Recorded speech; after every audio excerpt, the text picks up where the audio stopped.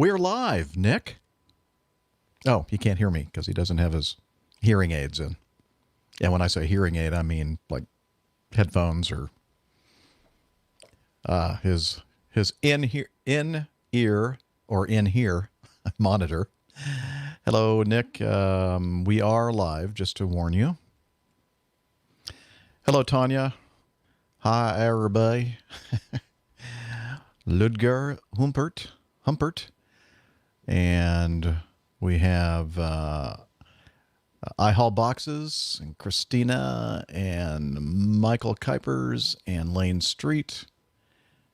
And now, Mike Kuipers asked if we were going to do a 1 or 2-parter today. We're doing a 1-parter. Unfortunately, Rick is not able to make it again today because he is on the way back from the other part of the world, Asia, yes.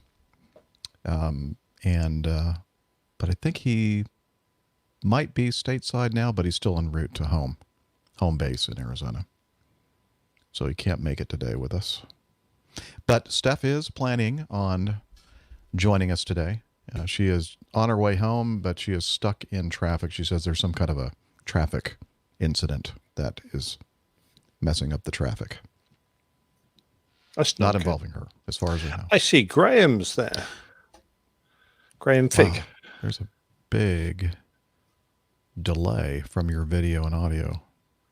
Oh, is there? Yeah. Do you want me to leave and come back? Oh, no, again? it's fine now. It just... Okay. Yeah. When you first said something... I did a speed check earlier. Oh, it was fine and beaut, but, there's a lot of water here at the moment. Some water might have got into the wigglies. I don't know. Uh-oh. No, it was Graham that came to Farnborough and then met you, wasn't it? Yes. And now he is on Long Island, I believe, New York, not New York City, but just for the heck of it. New York City! Hey! It's just that the picture I snagged of you in your sunglasses earlier was from you and Graham going somewhere in a car. Oh, okay. You took a selfie, and I just happened to go, that's a fairly recent shot. I'll use that. Excellent. And then I was going, there's Graham. Way. Are you referring to this? Can we show it? Yeah, show it, man. Not going to... I don't even know what it's for. Yes. Well, we received some feedback, sort of feedback from somebody saying, well, it'll be on the next show. Yeah, not this show. Excellent. Actually, there's a lot of overlays this week, which is good. Yes, there are. Lots to look at. Yep. In fact, I have to say, the plain tale this week, I thought, I've found 1 or 2 images of this bloke we're talking about. And I thought it's going to be really short of images. And actually, by the time I'd finished talking about all the different airplanes, yes, that's a chap. By the time I talked about all the different airplanes he flew and everything that he did, I must have had about 20 images. I'm going, really? Yeah, you can cut down on that if you'd like. Yeah, it's just that once you stuck one airplane there, you think. Know. And remember, everybody, we are shooting for our 50% guarantee today. So, yep. Yes, Liz says there's all sorts of new visual excitement. Well, we're all very excited. We all enjoy that. Anyway. Yes. Unfortunately, we don't have the Wikipedia with us today. Mm-hmm. Oh, okay. Might want to take a different flight. Yes. If you kind of peek into the cockpit and you see the Grim Reaper, probably, don't take that flight. Hello, Dave Hooper. And Dave, say hi to Liz because she's there. You just can't see her. She is cloaked. And right now, I'm the only one that can hear what she's saying. What's happening on October the 1st? Really, really bad to say that about Nick. Oh, That's horrible. Wow, Come on, wash your mouth what's out. happening on October the 1st? October the 1st. From Tom Indelicate. Inappropriate Yes. for what happening Yeah, on October. the CARES Act, whatever the CARES stands for. Ah, COVID, something relief, something. okay. Is it COVID going to stop or something aviation on? relief extension, something. Subsidy. Oh, thank you. You're making it up. Sounds pretty believable to me. Yeah, the CARES Act runs it. Okay.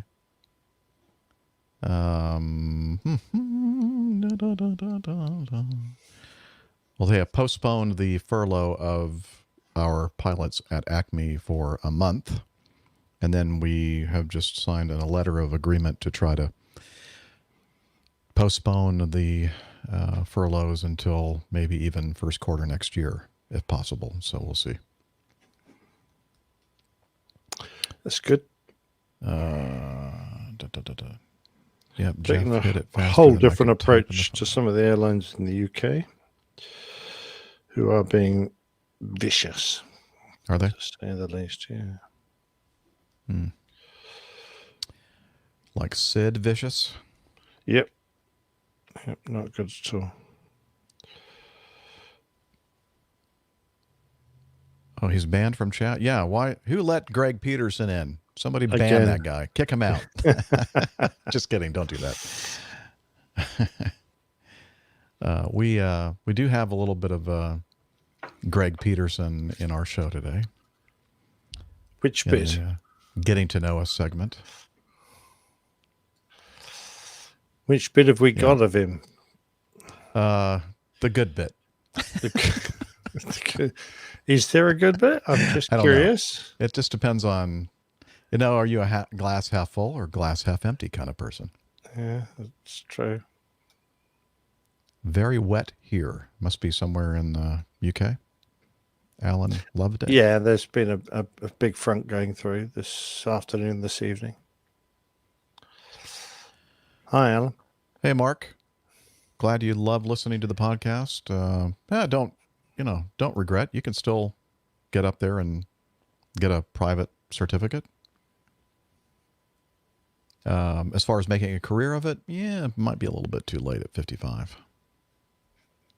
Since we can only go to, airline flying, 65 is a mandatory age, but Part 135, Part 91, other kind of flying out there, jobs don't require the 65 retirement age.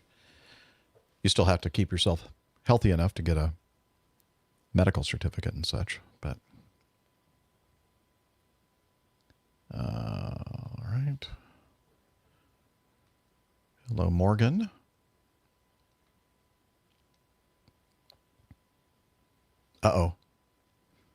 Liz has asked Steph for a status update, but she has not responded. Hopefully she's not part of any incident or accident out there. You'd have thought if she was stuck in traffic, she'd have plenty of time to reply. But Yeah. Maybe she's just driving the wheels off the thing because the doors and top are probably off, so might as well drive the wheels off too. Yeah, exactly right. Yep. In fact, Cornwall. Okay. It's a hard job telling which way up that thing is. I don't know. Why didn't she just go and buy a nice World War II replica Willys Jeep? I mean, the original, proper one. That'd be so cool. The one that she has is much more comfortable and deluxe. That's not kind of the point, though, is it? If you're going to buy a Jeep, you need to get Well, you're just going to have have this discussion with her. Yeah. Oh, shit. Oh, excuse me. Beep. Oh, a bit just fell off my my audio equipment.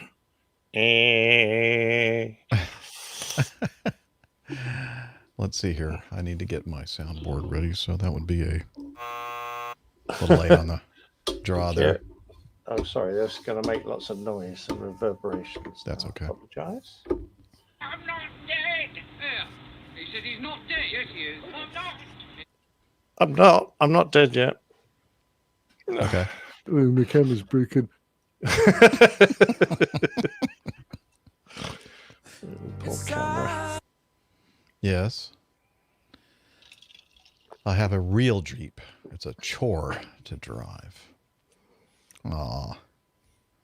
Aww. Hi, Daniel Smirkowski. But you look so cool jumping in and out of it. Is this your first time being on the live in the live chat? Okay, great. To see what the computer is going to present her with today. Oh, I'm sorry, you didn't hear Liz. Steph is home. She just needs about 5 minutes or so to get her computer up and running. Okay, great. And let's see. And do all the updates. Is now at work now at O'Hare at United Airlines. He is the what's the exact exact title of your job, Daniel?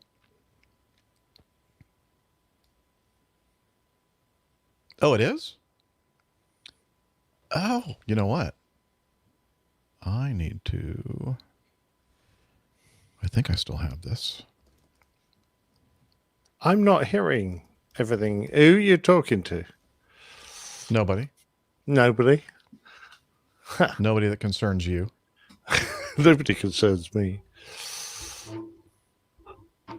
Okay, I am looking that up. Service ambassador. And he has a podcast that deals with special needs and Special Olympics, and he's an ambassador for the Special Olympics in Chicago. All kinds of stuff. This guy is like a media magnate. Okay. Let me go here and put in a search for... Oh, yeah. He'll be super critical of me. Everybody's super critical of me. Well, yeah, I guess we are. I had an international How podcast sad is day. that? Sound? I did at one point. Day. Huh.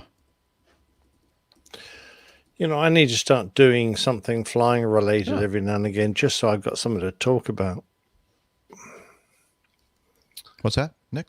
I need to do something flying related every now and again, just so I've got something to talk a about. press release today from a company, I think somewhere in the UK, that they're coming out with some kind of a personal flying vehicle that maybe you'll be interested in. I threw it into the... I saw that. It seemed to staging, suggest it was vertical or very short takeoff, and I was looking at the design going, that doesn't look... Well, it said it was like a big, giant lifting fan. I'm thinking, well, I don't see anything. It looks like Neither there's did nothing on I. the bottom No, I of don't know it. where they're hiding that fan. Well, I think maybe the artist wasn't informed. There's going to be like a big, giant fan on the bottom. Yeah, because Dude. it just looks like a twin engine. In fact, it looks a bit like a private fighter jet. Yeah, it does. And I'm thinking, I don't see how that's going to work with Neither vertical do takeoff I. and landing. Well, good. I'm glad that you like StreamYard, Daniel. Shall I go like Australian tonight? Sure. Is that going to... Are you Sure. going to change your background and start flashing at us? Probably. Okay. There you go, just for a change. Let's see if I can... Liz likes it. Cool. 77 77 Squadron, the Grumpy Monkeys. Nick can become a flying paramedic. No, I don't think so. Sick people make me sick.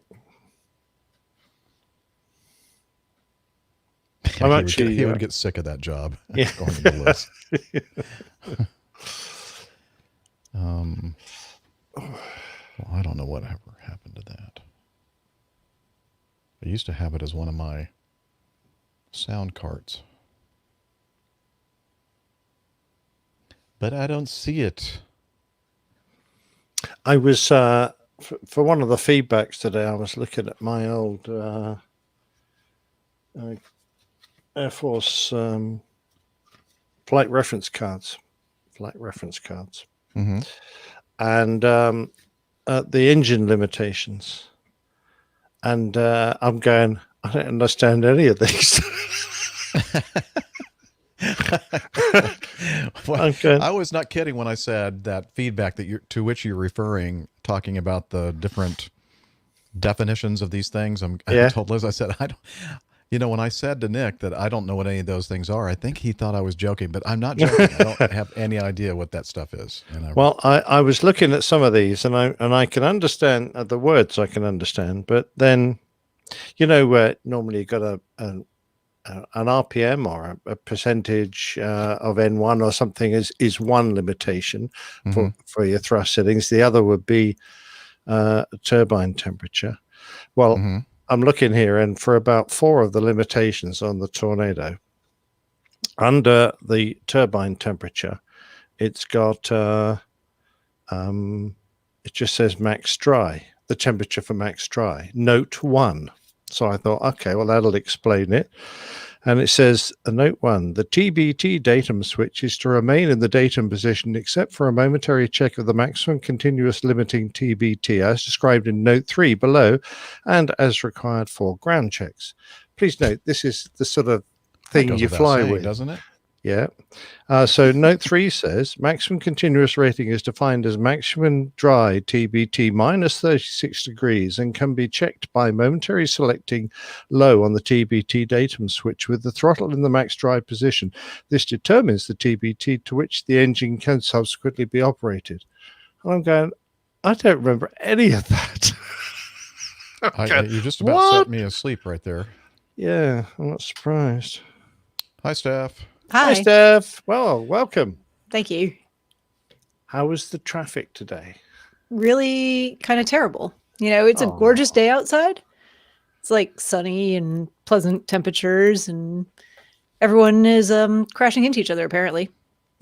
Not yesterday when it was like pouring rain. They're all looking up at the trees and the birds. Yeah. Like 4 separate accidents on the way home. Oh, good Lord. Really? Yeah. Middle of the afternoon. Have you got your doors on yet? Oh, yeah. Got your roof on? Weeks ago. Yeah. Oh, you're just like a boring car now, then. I know. It's terrible. No excitement looking there. Regal and purple, according to Lane. Oh, it's my Hops in the Hanger t-shirt from a couple of years ago. Yeah. Ooh. Couple of years ago. Maybe I should get my rotary license. This one's from, 2019. That's just a license you spin around on your finger, isn't it? A rotary license. That could be. That's very clever. Rotary license. You were in Oshkosh in 2019? No, Hops in the Hanger is at the Delta Flight Museum. Oh, shoot. I'm thinking of Pops and Props. And actually, I was at Oshkosh in 2019, as were we all.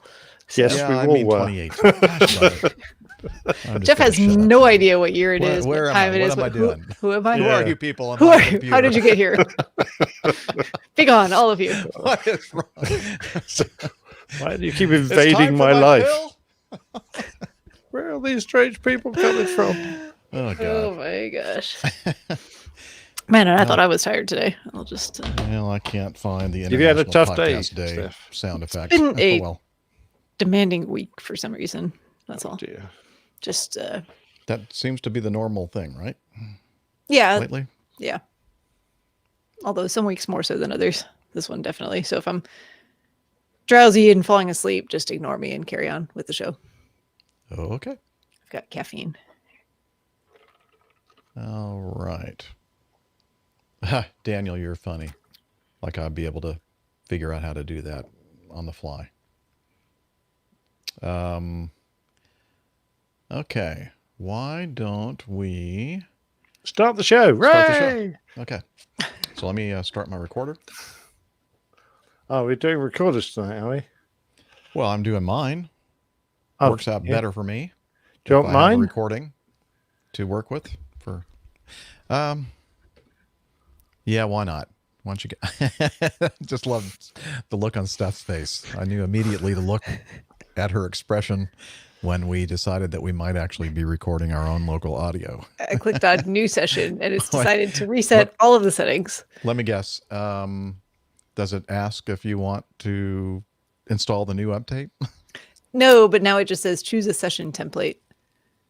Like nothing is set up. You don't have one set? No, I did. Oh. It disappeared. Yeah, we if believe you'd rather you, skip Steph. that, we can skip that and just cross our fingers. Well, we'll just see what happens here. Okay. Hold on, it just defaults to.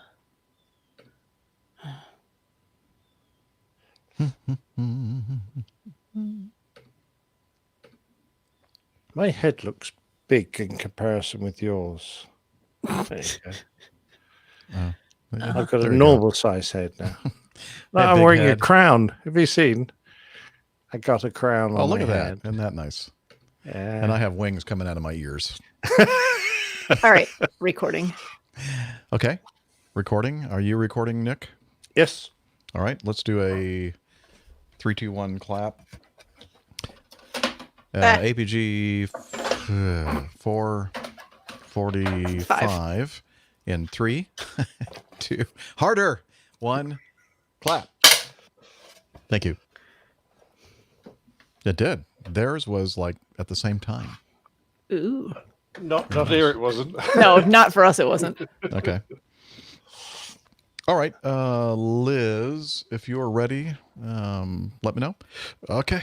Here we go. Radio Roger, take it away. You're listening to the Airline Pilot Guy Show. The view from our side of the cockpit door. WAPG.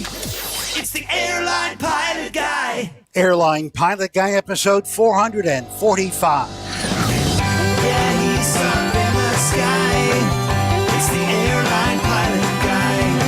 Hello, you're listening to the Airline Pilot Guy Show, the view from our side of the cockpit door, with your host, Captain Jeff, broadcasting live from Studio 1A at APG headquarters in Roswell, Georgia. Today's show is recorded on the 30th of September, 2020. Yeah, he's up in the sky. It's the Airline Pilot Guy. Picture light and he's flying by with the Airline Pilot Guy.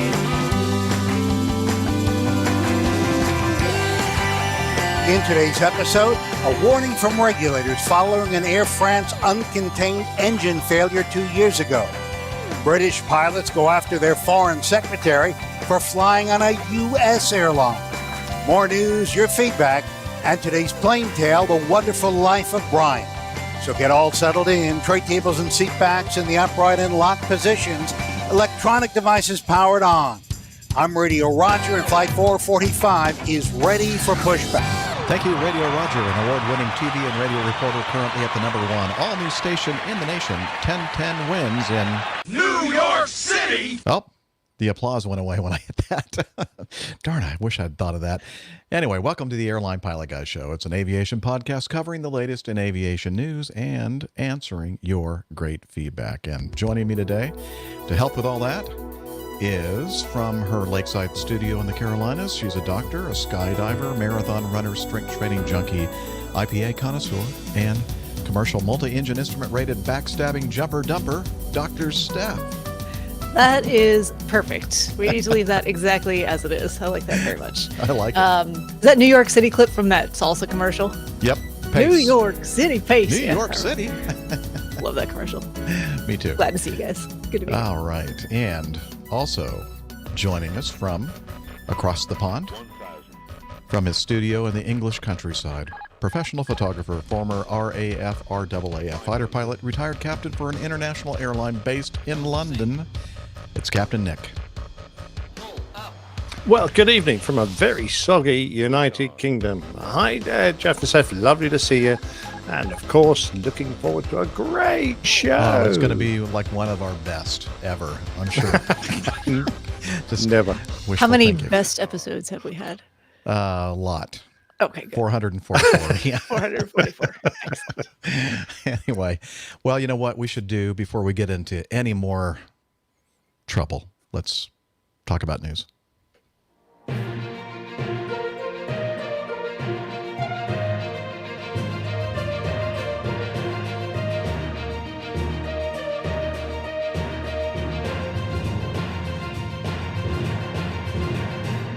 stand by for news. All right. The first item sent in from or by Micah, our main man.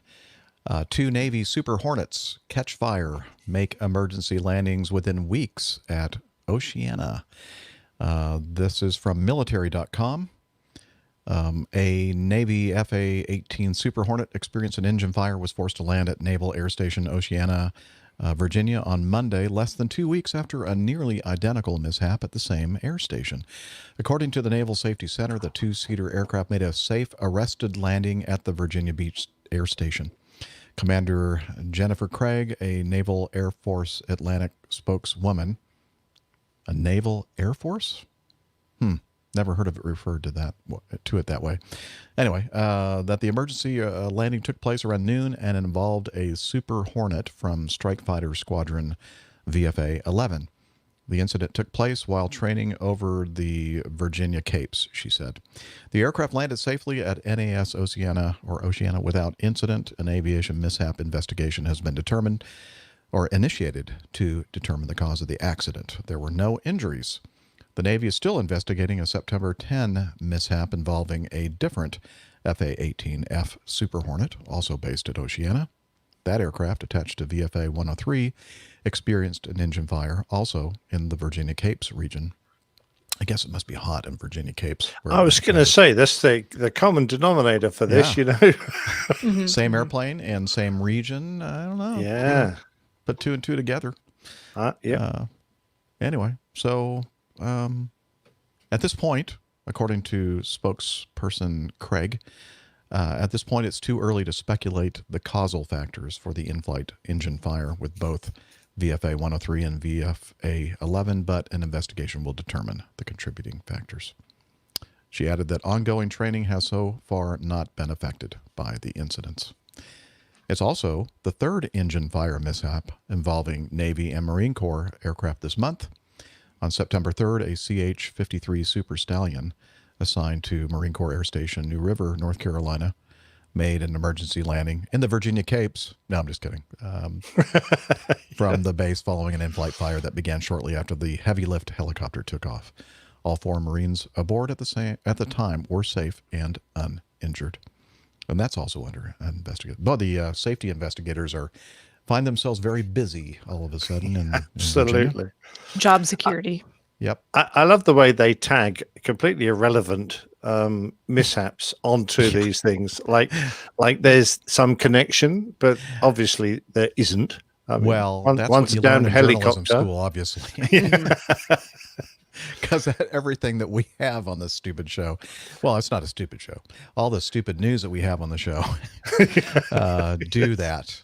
They add like these things, and you're going, well, I know you probably don't know anything about aviation because that reference has nothing to do with this. the others. But okay, well, at least in this case, it's close.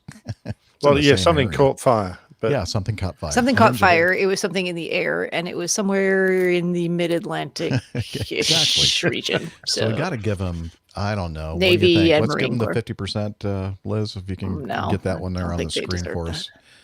Okay, sure. All right. There you go. Hey. Well done, journalists. 50% at least. All right.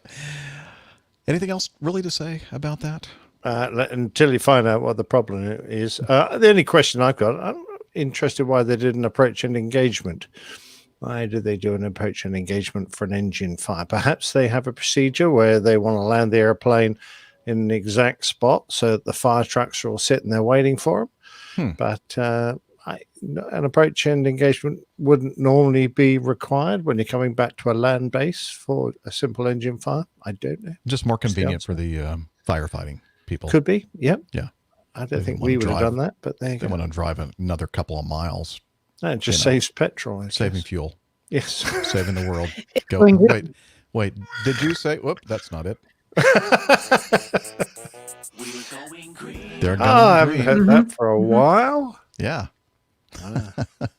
Didn't hear it then. Oh, well, let's try it again then.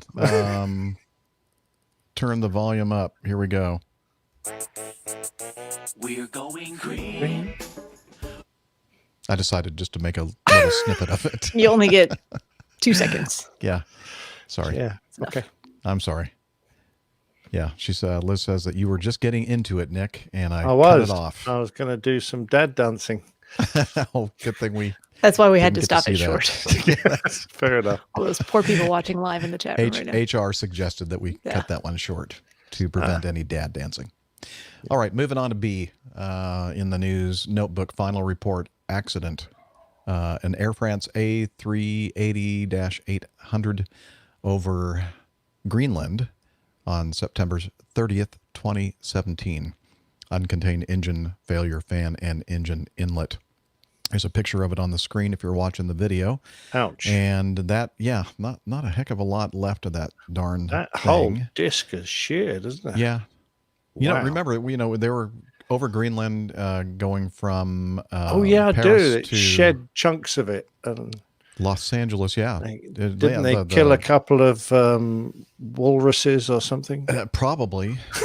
Did you see the big hole that they had to dig down into, like 19 feet of snow to find? Oh my God! I this guess thing? it was quite hot and it just melted its way down. Did it? Or I don't know. I think by the time, because it was a couple of years, I think that they were that passed before they were able to find it, and I think it's just that Greenland got that much snow Wow. over that time. Golly. Yep, they had Liz says that they had a whole bunch of guys up there from Florida with their metal detectors. That might be why it took them so long.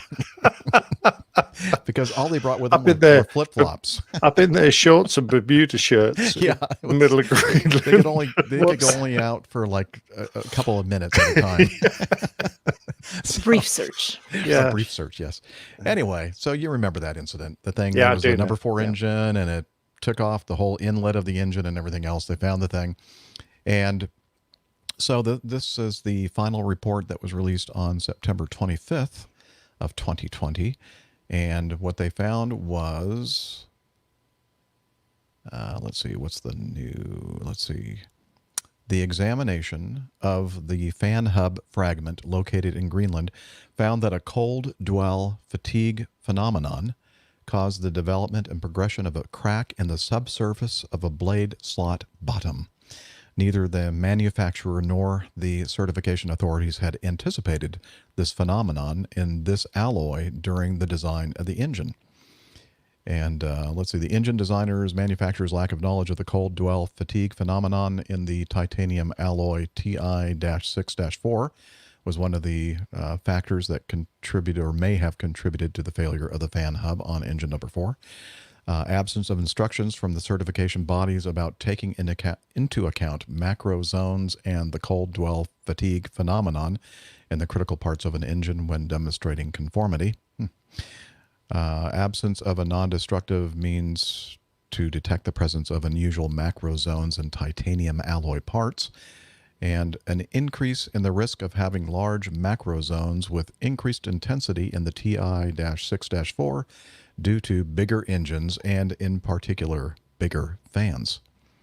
Hey, did somebody say big fan? Yes. Oh, just regular big fans. Oh, it must not have been big Greg. fans. Greg must have designed that. Wait a minute. There I am. There are a couple of, there are 3 big asses on the screen. Oh, my. Okay. Oh, Liz is making a very good point. She is kind of concerned, Nick, of the titanium bottle opener that you have that might have my sort of new Some cold yes. dwell fatigue. a cold dwell fatigue Yeah, phenomenon. well, luckily the blade macrozone. wasn't the thing that failed there. It was that's the true. housing that has the blade. So, and I didn't have to go to Greenland to go and find it. So that's another good thing. Yeah, but if you had that, that beer would be very cold, It would, yes, it would icy cold, yes, for sure.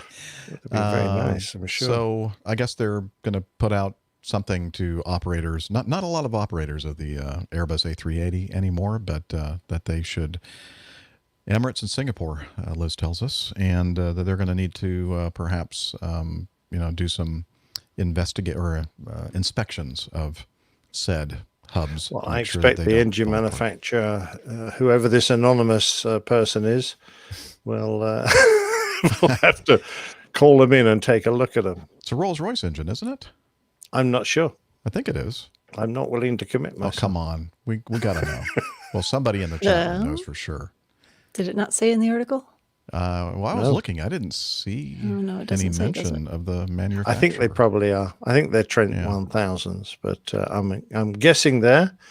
This is not to be included in the 50%. The bit I liked was the crew criticized the software on the aircraft, saying that when you get an engine failure, the software comes up and tells you what your maximum cruising height will now be. And their indication was that the cruising height was 7,000 feet too high. They couldn't maintain that cruising height suggested by the software, so they had to go down another 7,000 feet till they could stabilize. And they had forgotten that cruising height is predicated on a windmilling engine. And when you've got an engine that's completely disintegrated, It's like a parachute out there, right? Yeah, exactly. It's like you've got a barn door suddenly tagged onto your wing. That engine height is not going to be.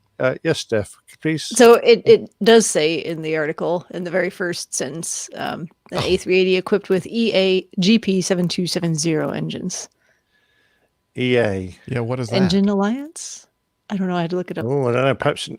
Perhaps you're doing Jeffrey, are doing rollers a disservice there. I don't know. I might be. Let's see. Engine Alliance GP7000 is joint a venture between. venture. Yep, go ahead. I just found it. Go too. ahead. You Joint venture between General Electric Aviation and Pratt and Whitney. All American. There rubbish. you go. It's an American problem. I see. Okay. Yeah, right. Okay. Well, I also had questions about what cold dwell fatigue was, but that's really delving into some physics there. That's when and you probably hang best about between- on Greenland so long that you get very tired. Yes, exactly. Do you really know stuff? What Do I that is? know what it cold? Yeah. Did I know before this? No, I did not know. Yeah. Oh, So, okay. Okay. I can wow. read I two mean, sentences here that might actually explain it Why don't without you us do getting that? us into trouble Why here. It don't says dwell fatigue, not cold, but dwell fatigue refers to the reduction in the fatigue lifetime of a component, generally as the result of exposing the component to a constant high mean stress, and also between ramping up the load during takeoff and ramping it down on landing. The cold part refers to the fact that the phenomenon happens at temperatures around 100 degrees Celsius or less in a relatively cold part of the engine.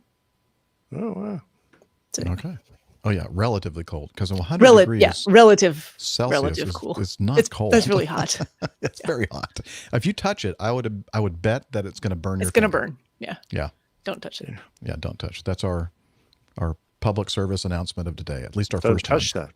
Yeah. Don't touch that. Don't touch that. Boom, boom, boom, boom, boom, boom. Don't touch that. touch that. All right. Let's move on to something, I don't know, as equally as interesting as that. Actually, this is an interesting one. Item C, Airprox serious incident involving a Boeing 737-8K2 and another airplane, 737-7, so a 737-700 and a 737-800 were involved. Let's see, the KLM was the 700 and the Transavia was the 800. Were involved in a serious Airprox incident at Amsterdam Schiphol International Airport in the Netherlands.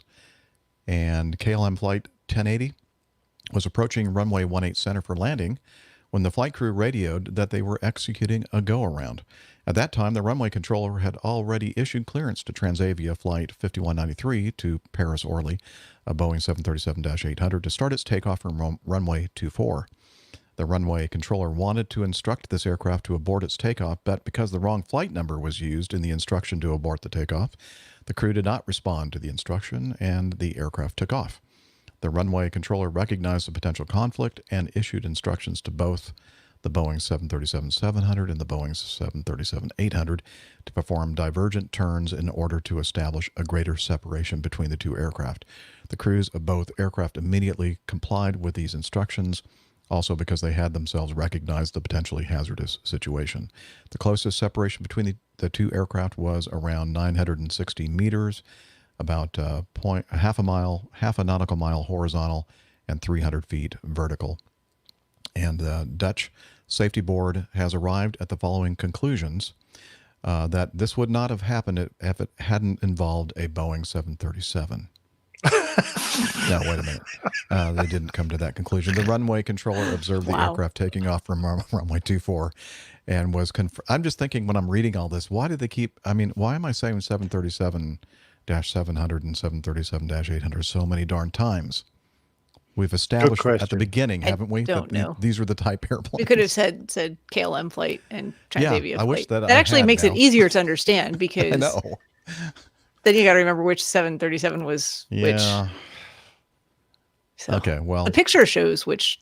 I'll fix it in post. There's a picture that we'll have in the show notes, and which is on the screen at the moment if you're watching the video, of the converging runways and the one taking off and the flight path and the one going around and their flight path. And you can see why it could have been a concern to everyone involved. But luckily, the crews in both flights were paying attention. They were aware of what was happening and complied with the instructions to get divergent headings and avoided a collision.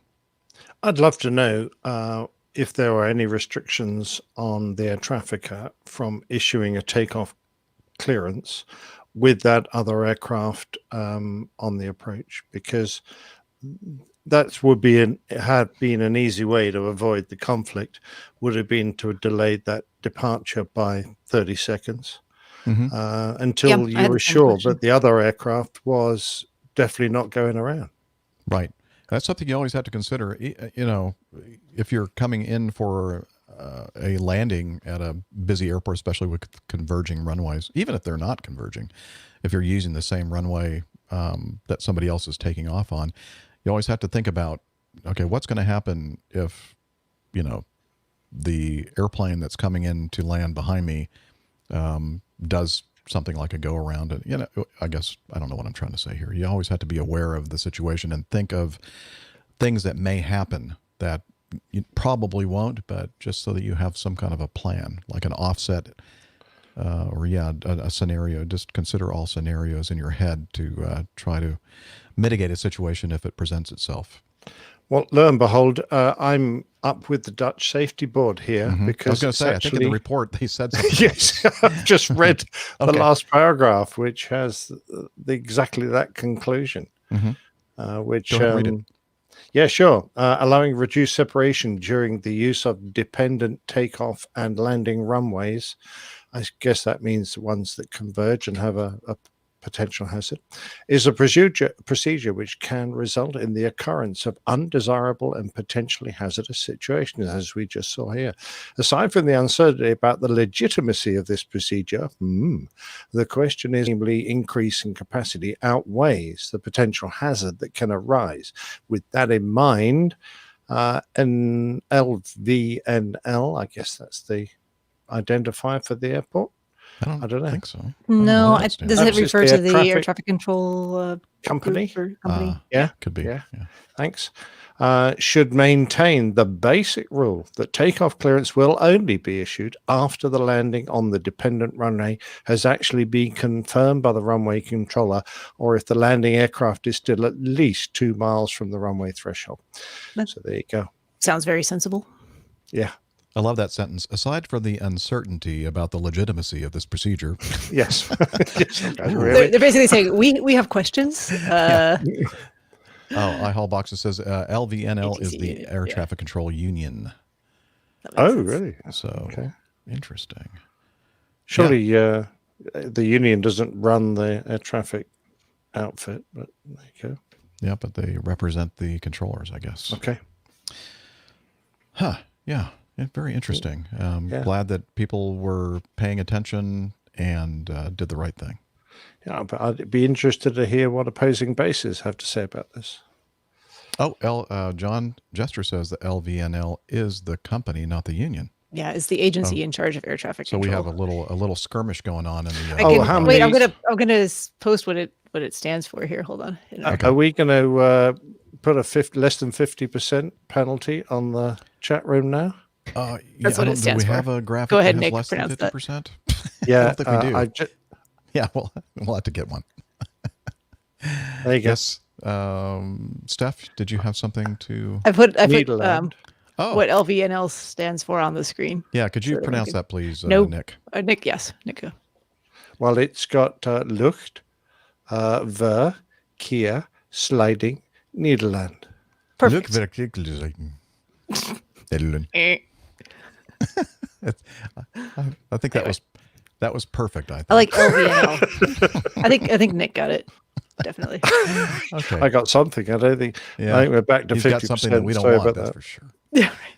All right. Let's continue on with item D in the news. This is an interesting one. Nick, did they make a deal of this over there in the UK? For a short while, yes, indeed they The did. UK Foreign Secretary flies United Airlines instead of British Airways. When news emerged that he flew United Airlines instead of UK flag carrier British Airways, some It's not the expressed- flag carrier. according to No. the Live and Let's Fly blog, which is the authority. I mean, on when all they these were a things. state airline, they were the flag carrier. But when they became a commercial outfit, no, the flag was up for grabs. In fact, they took it off their airplane. They don't A even have mild airline, Virgin Atlantic, promptly said, "Oh, we're going to stick them on our airplane, so They took we'll the be the flag off flag their carrier." their airplane. Yeah, they took the Indian Jack off their airplanes. Wow. I mean, Acme is not a flag carrier, but we have the U.S. Oh, you flag. guys stick the flag on everything. Yeah, we put the You- flag on everything. We're Yeah, very you even have patriotic. it on your Like, underpants. yeah, Come on. Well, I mean, look I at was- my look at the background and my shirt and everything. It has like All right. the U.S. It is flag all super over it. patriotic today. And I'm just kidding. I'm not wearing anything patriotic. But the Yeah. point is, I mean, yes, he did.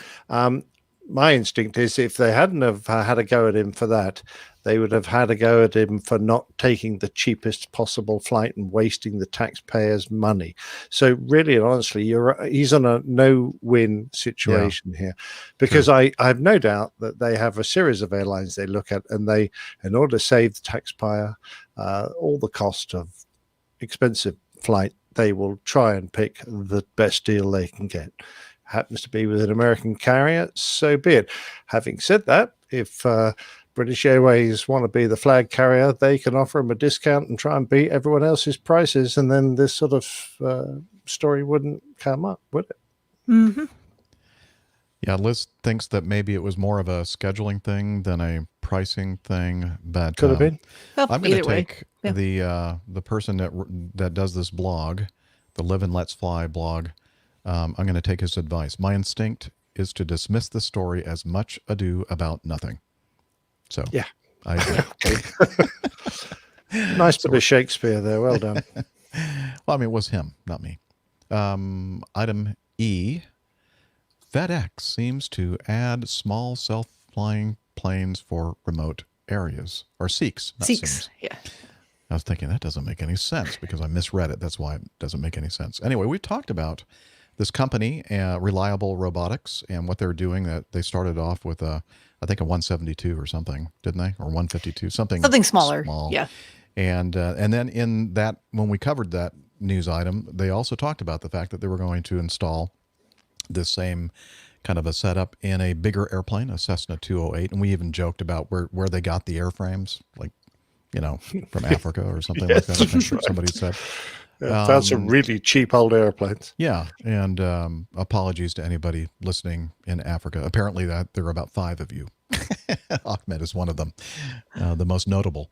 Anyway, so I thought, this is interesting. FedEx Corporation is looking at using small self-flying cargo planes to serve remote areas after experimenting with a technology startup on autonomous aircraft, said Chief Executive Officer Fred Smith. The effort builds on the courier's work with Silicon Valley's Reliable Robotics, which was founded by veterans of Elon Musk's Space Exploration Technologies Corp. With approval from the U.S. FAA, Reliable Robotics demonstrated in June a fully automated remote landing of a Cessna 208 Caravan turboprop owned by FedEx. This initiative deals with small turboprop airplanes and, in this particular case, the single-engine C-208, which we're looking at putting in very remote and uninhabited areas as part of our network, he said Monday at FedEx's annual shareholder meeting. FedEx pilots shouldn't be concerned about robots stealing their jobs for now. It would take decades for technology to replace humans in piloting large freighters, the CEO said. Yeah, he's going, I know that they're going to be breathing down my back on this one. Yep, they are. FedEx has no plans to replace its trunk aircraft fleet with autonomous aircraft, said Smith, a former pilot in the U.S. Marine Corps. And I might add, on the basis of my 50-plus years of experience in aviation, I think the prospect of large transport aircraft being flown without pilots is highly remote and not something that our crew force should be worried about in the foreseeable future. Hey, Liz, But could you we stick want to that- keep working on this. We're going to keep could you stick pursuing that it. picture up again, Liz? There you go. They've dressed that robot in a shirt. Yes, with wings. And Yes. Yeah, he's got Thanks. wings and he's got stripes and everything. Yeah, I Very see the realistic. robot in there. Thanks, Liz. Yeah, Liz makes a point. If these areas are so uninhabited, why are they flying boxes and who's ordering stuff to be delivered to them? Listen, Amazon boxes ship everywhere. Everyone needs a cable. Yeah. All right, Dang thanks, it. Liz. Need this next day, 2 day. Yeah, Anyway, when I read this, I'm thinking he seems to be like overdoing it on that. Don't worry, guys. You're going to have jobs. We're not looking to replace you with robots. We're not looking to replace you with robots, Just a few of you. or maybe some of you. Some of you. The ones we don't like. Yes, Sorry. methinks he protests too much. Yeah. All right.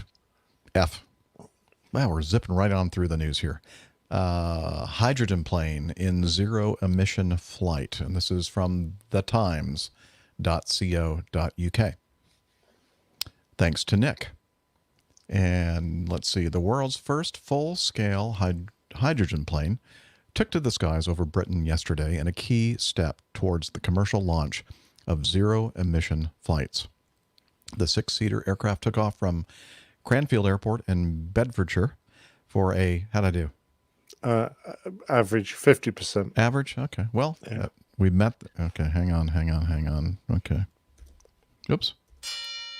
I should just use the one I have here. It's easier to gain access to. Okay. Yeah, but it sounds really crappy. I know it does compared to the sound effect one. Okay. So took off from Cranfield Airport in Bedfordshire for a 19-mile demonstration flight powered by hydrogen fuel cell technology. After the 19 miles, the aircraft ran out of fuel and crashed. No, it was a precursor to a far more ambitious flight of up to 340 miles, the equivalent of London to Edinburgh, which will be made from an airfield in the Orkney Islands before the end of the year. Hydrogen-powered flights have previously been made by lightweight experimental aircraft, but experts behind yesterday's operation insisted that it was the first to be made by a commercial-grade plane.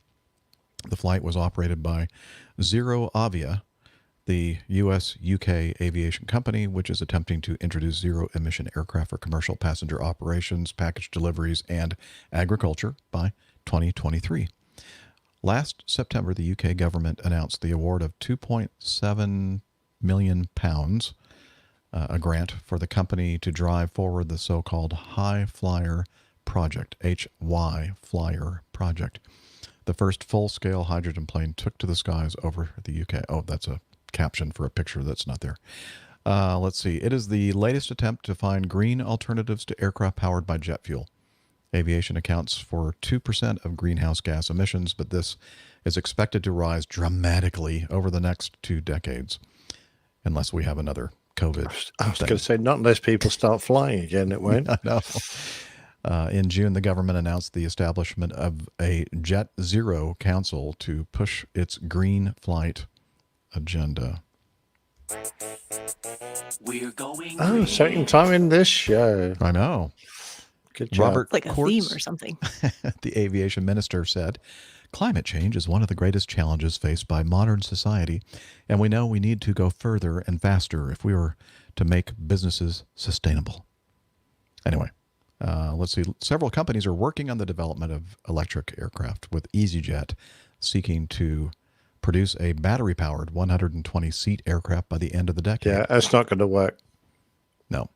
I Well, think they can carry a we've bunch of talked batteries. about that. No passengers. Yeah. All the 120 seats are going to be occupied by all the batteries required. Yes, for the exactly. Right. airplane. Many aviation experts doubt, including our own Captain Nick, that Yes. pure electric long-haul flights are feasible because the batteries needed would be too big and heavy for a large passenger jet. On Monday, Airbus announced its own hydrogen fuel program, aiming for full-scale transcontinental flights by 2035. Now, you see, hydrogen fuel is a possibility, isn't it? Because Mm-hmm. you're generating it on board. How safe it's going to be, I don't know. Yeah, hydrogen is the one that's flammable, right? Not helium. So, yeah. Yeah, Well, it's got to be flammable. But then because you're again, gonna use it for aviation fuel. fuel's Yeah. flammable. Yeah. Yeah, that's the desirable thing, right? Or is it inflammable? Inflammable. Well, shoot, I don't know. You I'm going to English let you guys experts out there, debate this. let us know. So we're saying that flammable and inflammable are probably mean the same. They do mean the same, yes. Okay. Then what would be not flammable? Unflammable? Or just not flammable? Okay. Inflammable, easily set on fire. Yeah. Oh, thank you. By the way, That's why we have Steph here. I'm just curious why the hell they're launching this 350-mile test flight from the Orkneys. I mean, it really is I won't say it's the back and beyond, but it's the top end of nothing. And you've got to ship all this hydrogen up there. And then, Scotland doesn't have the best weather. It's going to be, got to find the right weather window. So I'm just curious to why the hell they chose the Orkneys when, no idea. It's not the easiest place to get to. I'm just curious. And the other thing was today we ran a hydrogen-powered train around our tracks in the United Kingdom. So, it's starting to happen. If anybody listening is from the Orkney Islands, please address your concerns to Nick. Well, perhaps you'd like to Airline pilot guy. explain how it is you managed to get this bloke to go up there. I'm just curious. I don't know. Did they not contact you before they came up with this plan? Well, I would have said Farnborough. Do it from Farnborough. Yeah, me too. Then That's we'll a have a lot big easier. meet up there. Yes. At least I could go watch it then. Yeah, that would be very convenient, wouldn't it? Mm. All right. Next item. Now, this is an interesting thing sent to us by several folks who also thought it was interesting, and including one of the people that I sing at my church in the choir, one of the sopranos. Her husband sent this to her. She goes, "You might want to talk about this on your show." And I thought, okay, maybe we will. It is an airplane called the Solera 500L. The long-awaited Solera 500L bullet plane is finally revealed, and this is CNN Travel. Not attractive, Liz says. Are you talking about me or the Solera 500L? Both? Okay.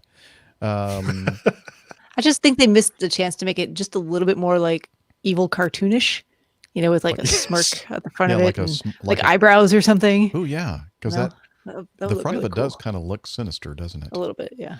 A mysterious bullet-shaped plane was spotted at the Southern California Logistics Airport near Victorville in April of 2017. Its unusual design prompted immediate speculation, with military website The War Zone being the first to report that the aircraft was the work of California-based Otto Aviation, that's OTTO, like the Otto pilot in the movie Airplane. Yes. Are you sure this isn't an April the 1st? No, I know it looks like it, but I don't think it is. And that development was very much under wraps. Now, in the late summer of the strangest year in aviation history, the Solera 500L has finally been revealed to the world with the launch of a new website and a bunch of very cool new photos. What we're looking at is a 6-person private craft that promises to fly at jet speeds, but with 8 times lower fuel consumption and a range that's twice that of a comparably sized craft. Bold claims indeed. Otto Aviation says on its website, that 31 successful test flights have so far been performed, with aerodynamic efficiency proven in 2019, bolstering its declaration that the Solera 500L is the most fuel-efficient, commercially viable aircraft in existence. Ooh, quite a bold claim. The company, founded in 2008 and an offshoot of Bill Otto's Otto Laboratories, or Laboratories if you prefer, says that the Solera 500L runs at 18 to 25 miles per gallon fuel economy. Gosh, that's about what I get in my Honda Accord, compared to the 2 to 3 miles per gallon of a comparable jet aircraft. Then there are the modest $328 hourly operating costs, which are about 6 times lower, and the generous 4,500 nautical mile range. So I guess lower than a comparably sized jet. That's it. And it's a Crazy huge range, range. 4,500 nautical miles. Wow. Maximum cruise speed is projected to reach more than 460 miles per hour. Probably about, 400 knots, which is not bad. Not bad. No, not for a single And so prop. the reason why this thing is so efficient is that, and it is due to its bullet shape, and it is taking advantage of the lowest amount or the highest degree of laminar flow that they can get out of an aircraft this size. And laminar flow, if you're interested in what all that is about. Did we already have this discussion about laminar flow on an earlier episode of the show? It seems to me I'm having deja vu. Maybe they talked Probably. about it in another. We have talked about it, Okay, but that's it's what an I thought. interesting subject. It is. So this is what it's using to get, and also if you look at the pictures in the show notes, the engine and propeller in the back is it's mounted in the back of the airplane, so it's a pusher prop. So it kind of stays out of the way of all the laminar flow going on the fuselage, this bullet shape, or like a flying pickle. 5-blade propeller. Interesting. Pardon me? 5-blade propeller.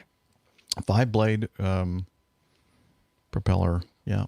Yeah, and Liz is saying that the visibility from the front looks like it would be compromised with Well, the, yeah, that was shape. going to be my question. How do you land the damn thing? I don't know, with magic boxes or something. I don't know. On the Well, water. yeah, it's just that you can see. Perhaps Yeah, they you can't see invert much the straight in landing or front of you. something. I don't know. Yeah, very crazy. And also the engine that it employs is a V12 with 6, like 2 banks, obviously a V formation, 6 cylinders per bank, and apparently it's designed so that if one of the banks of 6 cylinders fails for whatever reason, it will still be able to operate with the other bank of 6 cylinders. So it almost has the same kind of reliability or whatever of redundancy of a twin engine airplane. Interesting. I wonder if they can According to them. uncouple the dead cylinders so they don't have all that Must be. drag. It must have like redundant systems that you can run both sides, and also that it burns, I believe, diesel, like biodiesel and jet fuel. Correct. Oh, So interesting. very interesting. I mean, laminar flow aircraft have been notoriously difficult to make because of the incredibly smooth surface you need to hold on to laminar flow.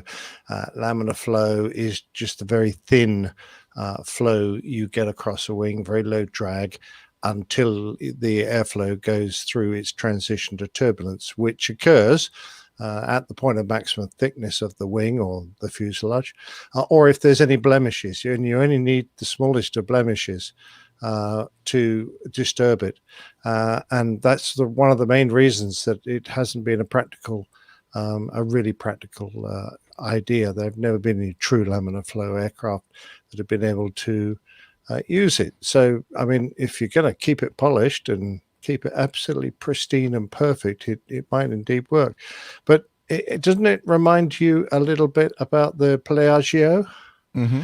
A little bit. Pelagio P180? Mhm. Yeah, which looked very similar, except that because their wing was in a very similar position right at the back of the cabin, they had to have some canards on the front to give to even out the problems of having the center of lift so far at the back. I'm assuming with their their big engine back there, they can somehow keep the center of gravity. But I would have thought the center of gravity limitations would have been quite difficult on a design like that. So I don't know how successful it's going to be. It looks a very thin wing, doesn't it? It is a very supercritical, thin, straight out wing. Almost like I a would have glider thought the wing. handling characteristics would have been difficult, to say the least. Perhaps they are. Lane looks like he has an answer to the visibility. Maybe the pilot stands up and looks out the window. Sticks his head out through. Lane. He puts Lane. his goggles on Lane. and sticks his head out through Yeah, the just window. react like a sunroof or something. Who You let just- Lane in the chat room? That's what I'd like to know. So there's a reason why it's just a 6-passenger vehicle, because I guess the larger they make this thing, You can't keep the laminar flow. the laminar flow, you lose the advantages to low or high laminar flow. Let's see. The company also has visions for the Solera 1000L, which is the Solera 500L scaled up 20%. So shouldn't it be the Solera 600L? Wouldn't that be 20% greater than 500? I'm Anyway, not good at math, so While I'm going to let maintaining them its figure laminar. that out. Sounds about right. Yeah. This means Yeah. close to doubling cabin size, allowing more passengers and more freight. Let's see. The FAA certification and finding a manufacturing facility goes to plan. If that goes to plan, we could see the first commercial deliveries of the Solera 500L by 2025. If air taxis become a reality in the post-COVID era, there are other rivals to the Solera 500L we might one day see in our skies. Pre-pandemic, Paris announced that it was working with Airbus to introduce flying taxis to the city in time for the 2024 Olympics. Boston-based Transcend Air is also working on competitively priced city-to-city trips in 6-person planes, again, with a pre-pandemic launch date of 2024. Also, in January of this year, Uber and Hyundai revealed that they were working on a 4-seater electric flying vehicle that can be summoned by app. At that time, the prototype was scheduled to be, that's probably more like one of the, like a drone thing, probably, right? I would think so. Like a big drone.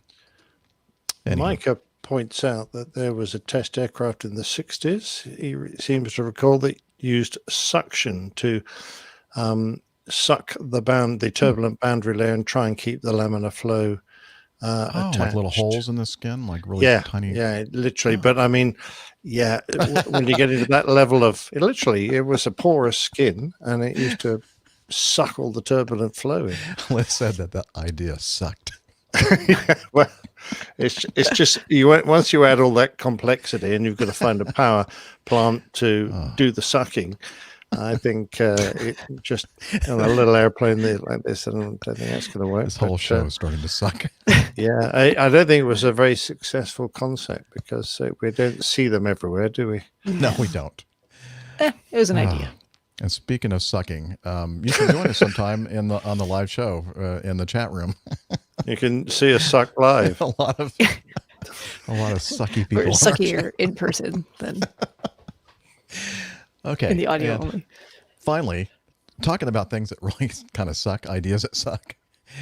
Personally, I think this is crazy. The title, Why Passenger Jets Could Soon Be Flying in Formation. And this is from CNN.com. Howard Slutskin. Let's see. Starts off with, is he Canadian? No wonder. Birds are the undisputed masters of aerodynamics. No matter how many supercomputers and wind tunnel He's scientists flying throw around. at solving flight's thorny calculations, they'll never match the perfection of airborne avians.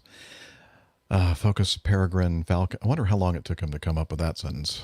Focused peregrine falcon diving on its prey, a pair of feisty hummingbirds in a territorial dogfight, or a huge albatross soaring effortlessly for days over the ocean are the envy of aerodynamicists and pilots.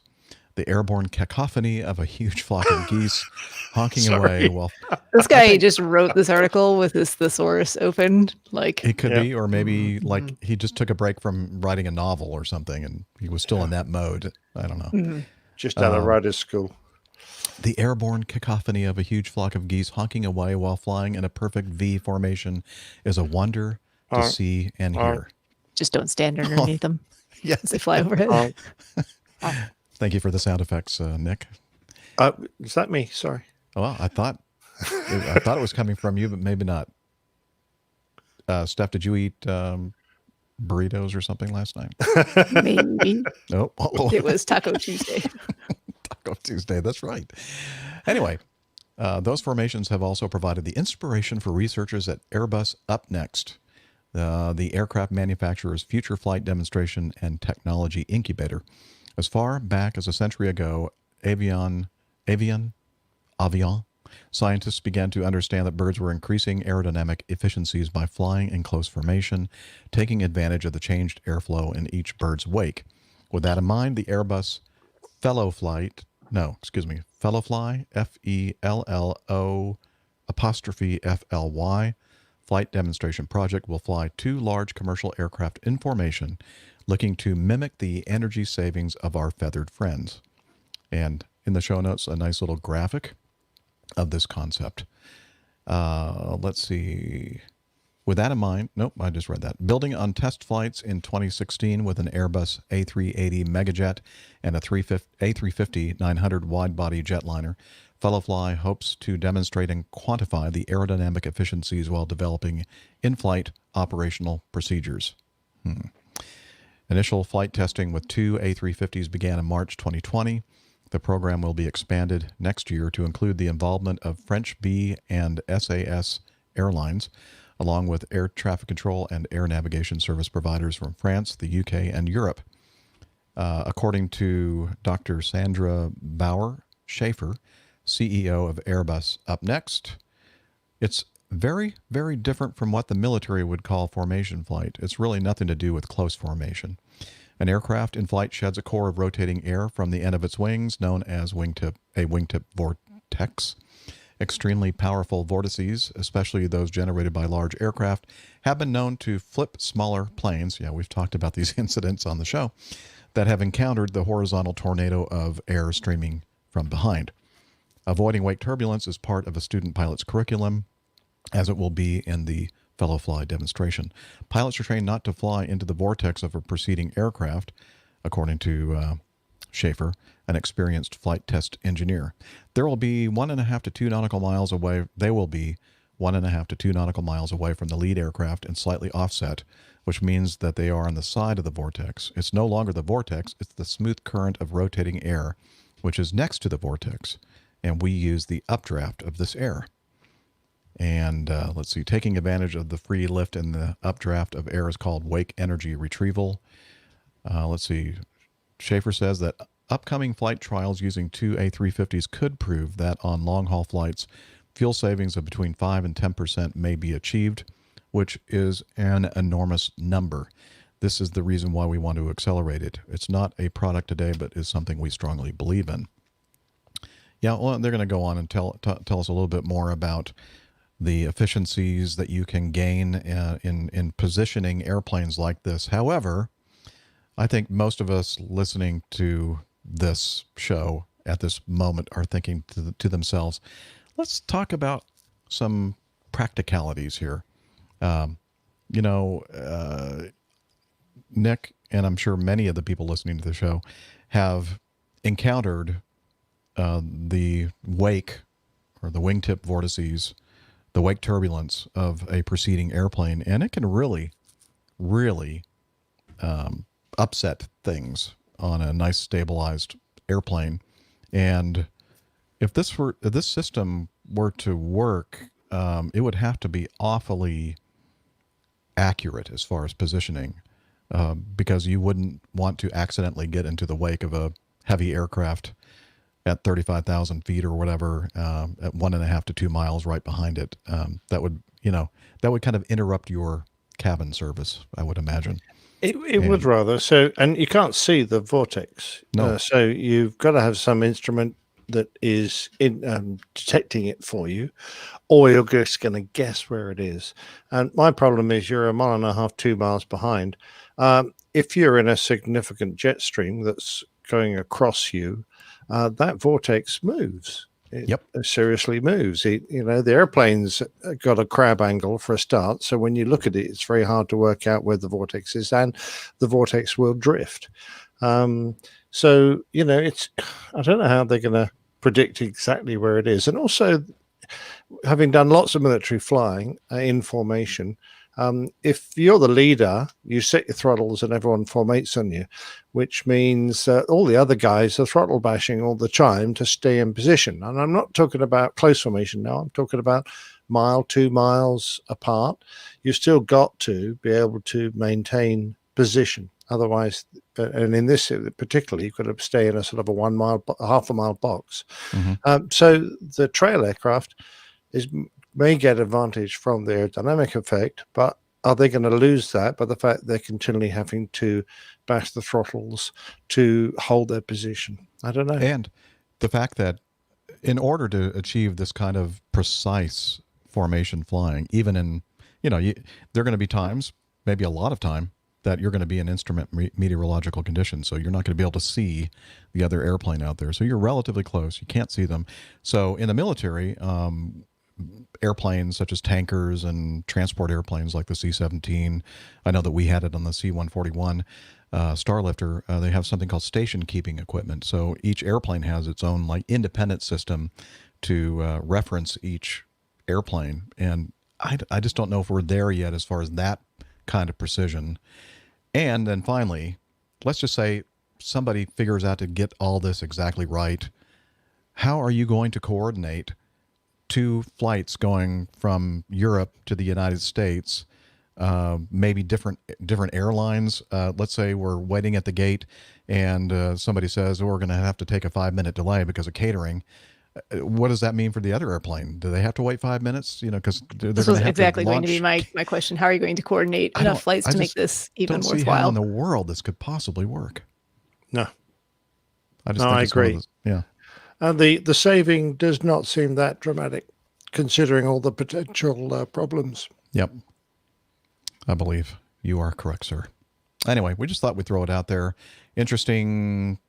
What if we could do this kind of thing? I mean, we need that kind of thing. I mean, it doesn't hurt to keep thinking of ways to be more efficient, save fuel, be more green.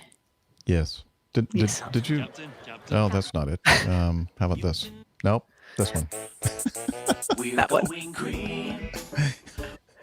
I got to get better at when I'm searching for that window on my screen that I don't actually hit one of the sound clips to make the screen or the window active. Yeah, practice makes perfect. And we've only been doing this for 445 shows. Maybe by 500 we'll get it right. Maybe not. What, Steph? Did you want to say something?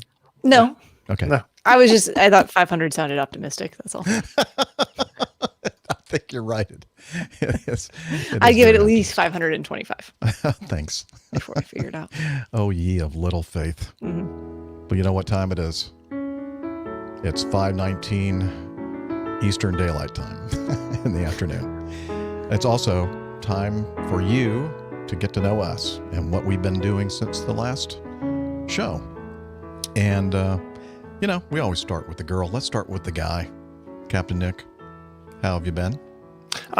Very good. Thank you very much, except for aching muscles and a sore back. But apart from that, I'm fine. Thanks very much. And from what kind of strenuous activity? It's getting down on my hands and knees a lot. I've had 2 photo shoots in the last week. Oh, good. Okay. And when you're photographing dogs, you spend a lot of time on your hands and knees, getting up, getting down, and jumping around, because dogs are very active. And if you're trying to continually move around to get the best angle, you're going to be up and down and around.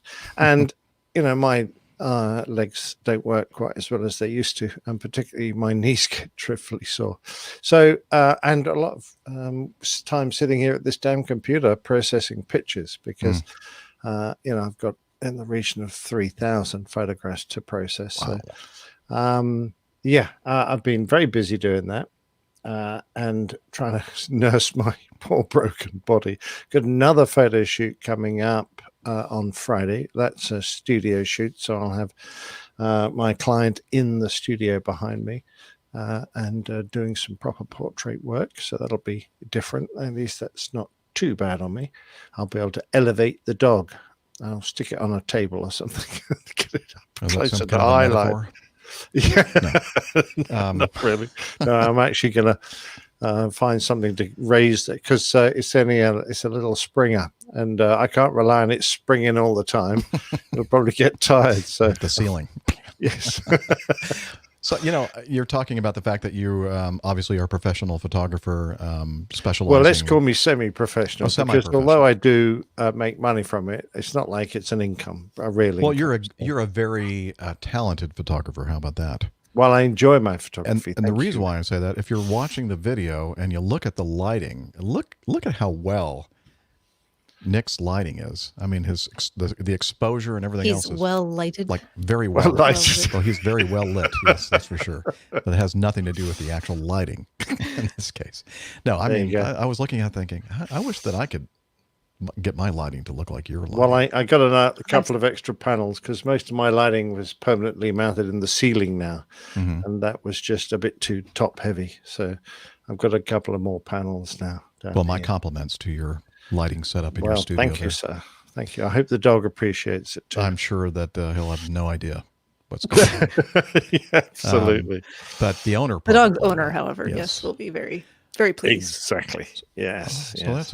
you're doing that this week then? Yeah, I did one on Saturday. I did one on Tuesday.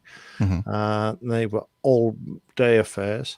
And then another one on Friday. And I might have one over this weekend as well. It's only going to be a small affair, and I'm not sure I'm going to do it Wow. because it's just a bit of an effort for a small number of pictures. But we'll see. You're a very busy photographer there. Yes, my indoor lawn bowling season has started. So I'm now occasionally going down to Guildford and bowling indoors at Way Valley, which is a very nice club. Enjoying that. We have And- the indoor bowling thing going on here in the United States. 10 pin usually. Yes, exactly. A little bit different we than get less what you do. clattering. You have gutters. Yeah, do you have You gutters? put the bumpers in the gutters so that it Yeah. doesn't end up in the gutter after you've had a couple of beers. Well, we do have ditches, but they're a bit like gutters, yes. So you can end up in them if you don't want to be in them. What I love is when you put the whatever those things are to like erase the gutters. Yeah, the bumpers. The bumpers, yeah. So that's what you just said, isn't it? I did. That's okay. Okay, never mind. I'll fix it in post. That's and you okay. get those big launching ramps. Yeah, you as get the well. ramp just so that you just roll the ball down the center of If the. you can't be bothered to swing your arm, or of course you just enjoy the game and you're not able to bowl in conventional. Exactly. Yeah. Just get some beers and popcorn and just relax and enjoy Yeah. the sights Actually, and my sounds. brother was smells. a very keen 10-pin bowler, and he competed within the British Army, and I believe he won the Army Singles Championship. So Wow. he was very good. He used to do it a lot. And So that's was the thing very, over there very too. good. Then Sorry. that's a thing over there. Oh, very too? much so. Yeah, Ah. every big area's got its own bowling alley. Yeah. Gotcha. Okay. Nothing quite like the smell of a bowling alley when you walk in, right? It's Yeah, very the shoes. distinctive. Yes. I mean, I can smell it right now that you've just said know. it. It's all those public second-hand shoes. And the stuff they spray in the shoes. Yeah, popcorn. Yeah. And then like A the beer. polishing stuff for the Yeah, the beer balls. oil on the lanes, Yeah. and and Oh, then that just- continuous crashing rattle Yes. that's down the back end. Yeah. Don't buy a house near a bowling alley. Did the army use shells? Or pens? That would be a would good have idea. been funny, Not active ones. and I wouldn't have been surprised. All right. Anything else going on, sir? No. Okay. Very good. Steph, your turn. Okay. So it's been just busy still, but got more vacation coming up here. after this week, so looking forward to that very much. Yeah.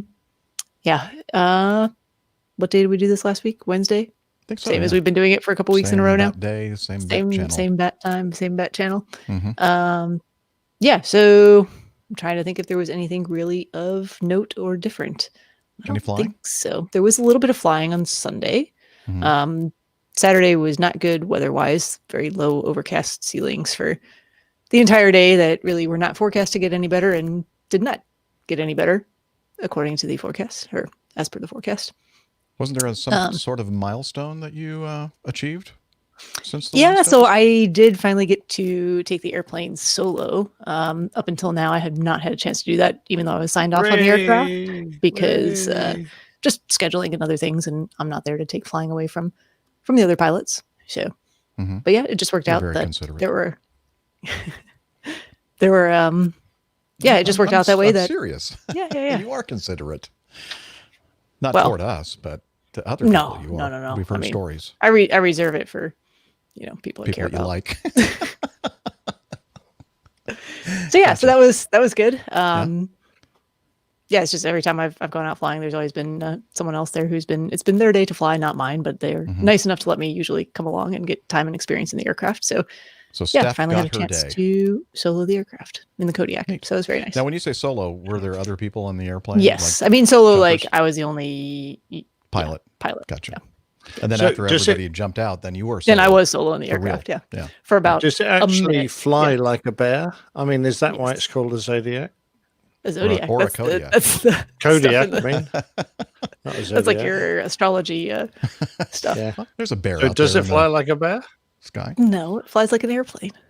Oh, okay. Bears don't fly very well. Well, that's what I No, was no, wondering. they're not terribly aerodynamic, but that picture that you sent with the bear and the other little bear sitting on it almost was like a little bear skydiver going to jump off the. It does. Wait, we have something later in the show that involves an animal and flying. An animal that normally doesn't fly. Uh-oh. Just stay tuned. Oh, I know what There's you're a little talking about. teaser. Yeah, this is actually great. I laughed very much at this. I did not know that this was in this episode, but Yeah. or this yeah. So yeah, that was good. That was really nice. So several loads of jumpers just with me as PIC and no one else there to tell me what to do or not to do or Or whatever. yeah, or whatever. Excellent. Mhm. Okay. Anything else? I don't think so. Okay. Sorry, it's Nothing been you wanna tell us. this week has been trying already for me. Okay. So Hey, at least I'm not getting that that PA stare that I got last week from you. So you're in a much better mood. feeling less passive aggressive today for sure. I know. I can tell. I like it. I like this new stuff. No, I'm just Yeah. kidding. All right. You know, Steph, I was just thinking if I was doing my first solo and all the passengers got off halfway through the flight, I'd probably be a bit insulted. But what am I doing wrong? See, but I get to tell them when to get out. oh, you do? Yeah, little light switch okay. control. Something that we Okay, go now. never got a chance to do, Nick. Sure. Oh, you look, get off. Like, I'd really appreciate it if you just get out now so I can go back and land. to do this again. There's a bunch of passes at 6,000 feet, though, because they were doing a canopy coaching course. So they don't need full altitude. The whole goal is just to get out and be under canopy immediately. So descending from 6,000 feet in the Kodiak is a very quick descent back to the airport. So it wasn't a whole lot of time that I was actually solo in the aircraft. Short and sweet. Can you sort of point it at the ground and put the props in reverse? Don't put the props in reverse, but point it at the ground, yes. I thought it might Nick go down anywhere near the quicker if you controls of put it. the props in the prop, I should say, in reverse. Not recommended. Okay, that's a shame. Might be kind of a Not on this aircraft, Not a anyway. good ride. I think we talked about Not smooth. C-17. Well, there's no doing one that. else on the airplane, so who cares what the ride's like? Well, if you want to use the airplane again, you might not want to do that. So, hey, last week I told you about the fact that I met up with Armando. And Ah, yes. I did it again. Just It's getting what like was a it? habit. Monday, just a couple of days ago. Got together with him and 3 other boutique errors. Well, that sounds wrong. Error. Not error, E-R-R-O-R, but A-I-R-E-R-S. Errors. Let's just say people that work at that same company.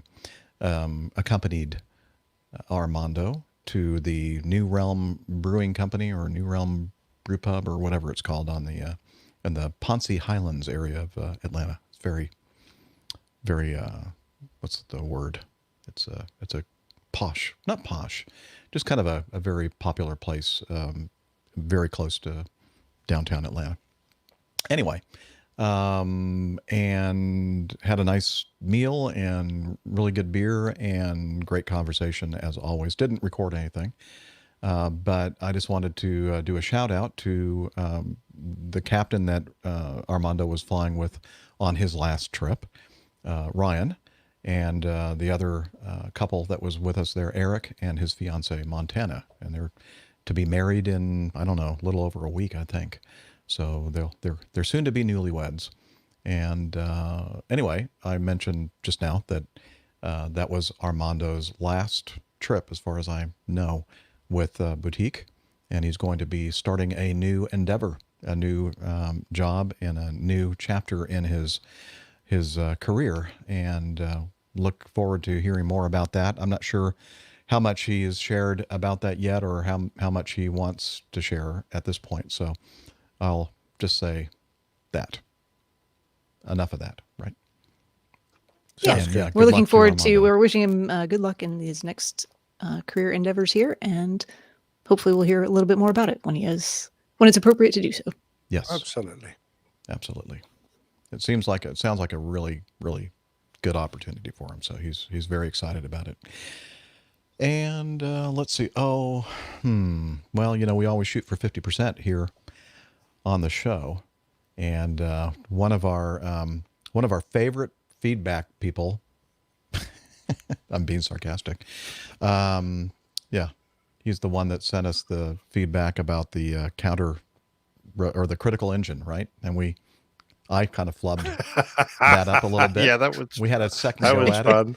It was much more accurate the second time. And so Greg Peterson from the very large Donkey fan company says, sending some feedback in, even though I know that I've been banned. Yeah, Liz, how did that get through? I'd like to know. Yeah, she's apologizing. Okay. Anyway, he says, I'm trying to keep you above 50%. After Liz made the comment about whether it was purple haze, I guess we were talking about that. Was it a Flybe 195? Yeah, something. I forget. Actually, I evacuation? forget. We're probably. And so there was they evacuated because of the haze in the cabin in the cockpit. And Liz said, is it purple haze? He said, I thought I heard someone ask if Prince was on the plane. Purple Haze was by Jimi Hendrix. Purple Rain was by Prince. You're welcome. Thank you. Yeah, after we said that, I went, I don't think that was right. But I couldn't put my finger on why. Well, I thought we had some other correspondence from him. Didn't we have some back and forth, Liz? Mm-hmm. Yeah. Let me see if I can dig that up, and because we had some fun with this. And basically, I'll summarize what happened in the exchange. I wrote back to him and said that, yes, we apologize for that horrible mistake that Liz made. And then we started to do some investigation, just like the NTSB. It would be the APG SB. Investigated and found out that Liz was not at fault. She is not the one who said it was Prince. So she is exonerated, and I think that involved two other hosts of the show, and not including me. Wait, he's just going to leave me here to take the blame to Nick? alone? He's gone. Who said it first? And I just agreed with him. Yeah, you are wearing purple today. Yes, Is that true? an admission of guilt? I think maybe. Actually, when I received this entirely email coincidental. from him, I'm thinking that I was the one that actually said it, but then apparently not. So I lucked out for some reason. I didn't make an error, which is kind of unusual. Anyway, so he said something about sitting on the donkey of shame, Oh, there I am, sitting on the donkey of shame at the Big Ass Fan Company in Lexington, Kentucky. That was when Nick and I last year made a visit. And thank you for that very flattering photo of me, Nick. Do appreciate No that. problem at all, sir. Yeah. As I was using all my talents there to Yes, make I was you going to say look he was that good. complimenting you earlier, and now he was complimenting you Yeah. again. No. He said thank you. Yeah, thank you very much for that. So, yeah, it was a fun exchange. And that's Thank you Jeff very on the much, Greg. donkey of shame. It was on, but now you and Steph need to sit on atop the Well, donkey. Greg will of have to shame. fly me over for that. I'm sorry. Okay. Anyway, thank you, Greg, for keeping a keen ear and correcting all of our mistakes. We do appreciate it. Did that sound sarcastic enough? No. No. All right. That is all I have. Next week, I've been doing a lot of studying because next week my training begins for the MD-95 Boeing 717 DC-9-95. So I'll keep everybody informed of how that's going and still have more studying to go before I present myself to be thrashed about in the simulator. So the thing it's going to be basically very similar, almost identical to what Dana has just gone through, and he's been giving us some audio clips regarding it. In fact, we have another one, part 2 today, that he's going to talk a little bit about what happened in the simulator for training on the 737. So I'm going to be going through the same sort of thing on a different airplane next week. So that's all. That's all I have. All right. With that, I think that perhaps we should do the coffee fund.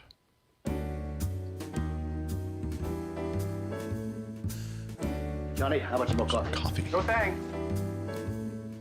I love coffee. I love tea. I love the APG community.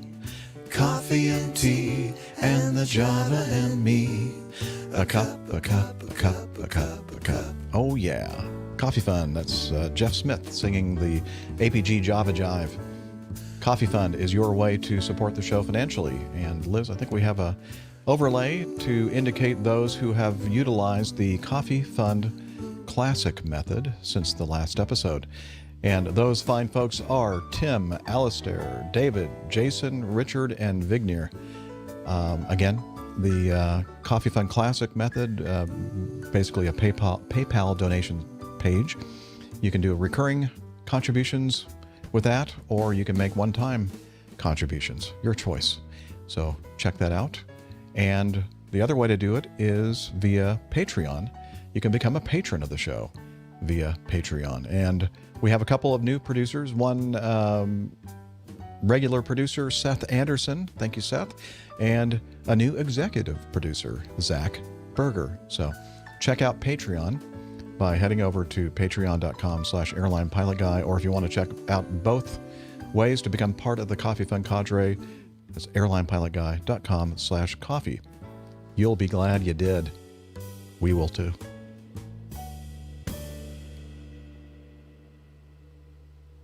Nope, not news.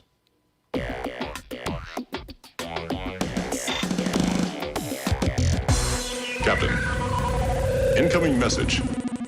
And we had just mentioned the fact that Dana has been sending us in some audio clips regarding his training experience, and we're going to start off this week's feedback with the second installment of Dana's 737 training. So take it away, Dana. Well, hello there, APG community, Captain Jeff and crew. It's Dana here, and just checking in with you with my second recording of this series. And I say series because I think I've decided, instead of trying to rush through everything, because now I'm getting to the meat of the course, I'm going to go ahead and take my time and give some short segments here, about 10 minutes long each, discussing the different scenarios that I went through in the training, because I'm sure most of you will find it very interesting. Anyways, this series that I am going to talk about is the maneuvers validation. I think I alluded to that earlier in the original recording. And the maneuvers validation is when you really start to learn how the aircraft flies. And also, by the way, it's the first time I actually step into the cockpit. It seems as though I talked about it before, and that I was talking about the procedures trainers. Those are basically, the flat panel displays with the center console and the overhead panel. It's not the actual cockpit. And what it's like is he's basically taking off his chair, and pull up into it, and work on all your flows. So this is in my first series here was the first time I went into the cockpit and got to discover whether my a very small frame torso would fit inside the cockpit. And actually, it's not too bad. It's a lot more pleasant than I remembered. And of course, I never spent that much time up there. So this is when I discovered, this actually may work. It's a little tighter, probably about a foot narrower than the Mad Dog. But there's a lot of things I'll discuss a little later on about the airplane as I go through these series of talks as to what I enjoy about the aircraft and some of the positives that I found with it. So anyways, talking about the series, is 6 segments through training that I'm going to try to get through in an orderly fashion. What I've decided is I'm not going to rush through all of the training and just trying to get through 3 segments. And instead of me just blowing right through everything, I figured I'd take everything kind of slow, because it did take me 5 weeks in total to go ahead and get through training. So why rush through all that? Anyway, so talking about my series of maneuvers validations, that's when we're really learning how to fly the aircraft. Now, the first lesson that I had was non-motion. So we did not come up on motion, and we're kind of merging from the procedures environment to the sim environment. And it's kind of, it's really, you go from kind of thinking from all the way from time you get on the aircraft, and that's a pre-flight, all the way through the time you land and get to the gate. And that's what you're doing when you're working on all your flows. Then when you get into the maneuvers, you kind of put right at the end of the runway. You're sitting at the end of the runway, engines running, no checklist, pretty much a before takeoff checklist, and let's go. So some of the maneuvers that I saw, my first airport that I got to see in the simulator, and the previous, the FTD and flight training devices did not have visuals. So the simulator, of course, now has visuals. So it was really a nice experience to go from that previous world into the simulator. And first thing that I got to see was a TCAS RA. Right off the takeoff, we got a traffic alert and collision avoidance system. That's what TCAS is. So had to do there are 2 of us, so one of us did the descending, and one of us did the climbing. And basically what it is your vertical speed indicator will light up and tell you, either to increase or decrease your descent rate and not be in the red zone. And the red zone in TCAS is where the vertical speed indicator, is where you don't want to be. And then, interestingly enough, on the flight display, primary flight display on the 737 also gives you that type of indication. So you really don't have to move your eyes very far to have that information in front of you. So we avoided the traffic conflict and just did our recovery maneuver and then went on. Then we went on to approaches.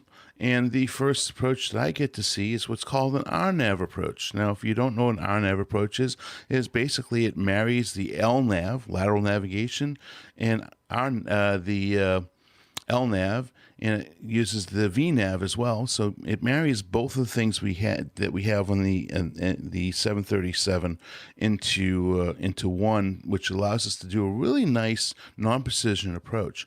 Which on the 88 we didn't have the LNAV option. We did have VNAV, but LNAV was not an option. So we were never able to go down to lower minimums. And in San Francisco, if anybody wants to look it up, we did the RNAV RNP Yankee to 28 right, and there's a little bend bend in the course between Doing, I think that's Doing, Dong. They say Dong. Oops. Joseph and Fabulous were bending around a peninsula, so it's really nice to allow the VNAV and LNAV to take care of that. That was my first experience with that procedure, and it was fun. Now, when we didn't actually land out of that, we went ahead and did the missed approach, and this is where one of my new favorite things, and most people will be like, "Oh my God, you really like this part of the aircraft?" And that is the 737, unless you are doing an auto land, does not have a automatic go around. Can't believe that. It's not an automatic go around. It's a hand flown go around every single time, unless you set up for an auto land. So everybody knows me in this world, in the APG community. You know I love to fly airplanes, and that was, at first it's like, wow, wait a minute, this is kind of stepping way back in the Jurassic days, but I actually have come to really enjoy that portion because I get to fly the airplane. So we did our go-arounds, our misapproaches, and rejected landing. Well, what's a go-around, misapproach, rejected landing? Well, there is a difference. A misapproach is, well, if you come down to minimums and you go missed, that's technically a missed approach. So you come down 200 feet, there's no runway, you go around. You missed approach. A go-around can be at any altitude. So let's say you come in on an approach and, you're at, 1,500 feet, and they say Acme, blah, blah, blah, go around. So it's not a full miss approach, it's a go around. So you go to your miss approach point, and then you can climb, but you don't make any turns to that point. And then a rejected landing is when you're just about to land, about to touch down, and there's a vehicle that pulls out on the runway or an airplane, and you hit the go around and your low energy state. So those are the three different types of go arounds that they train us on. And so the conclusion of the day, we did a couple of things. We had a radio altimeter failure as well, and that's an important thing on the 737 because the radio altimeter talks to a lot of the systems on the aircraft, and it's actually a pretty big deal. So it was very interesting to see that as well. And then the last event on my first day was all the way up there. We went up to altitude, did an engine failure drift down to see what that was like. Most of this is demonstration on the first day. And then we had a cabin altitude warning associated with that.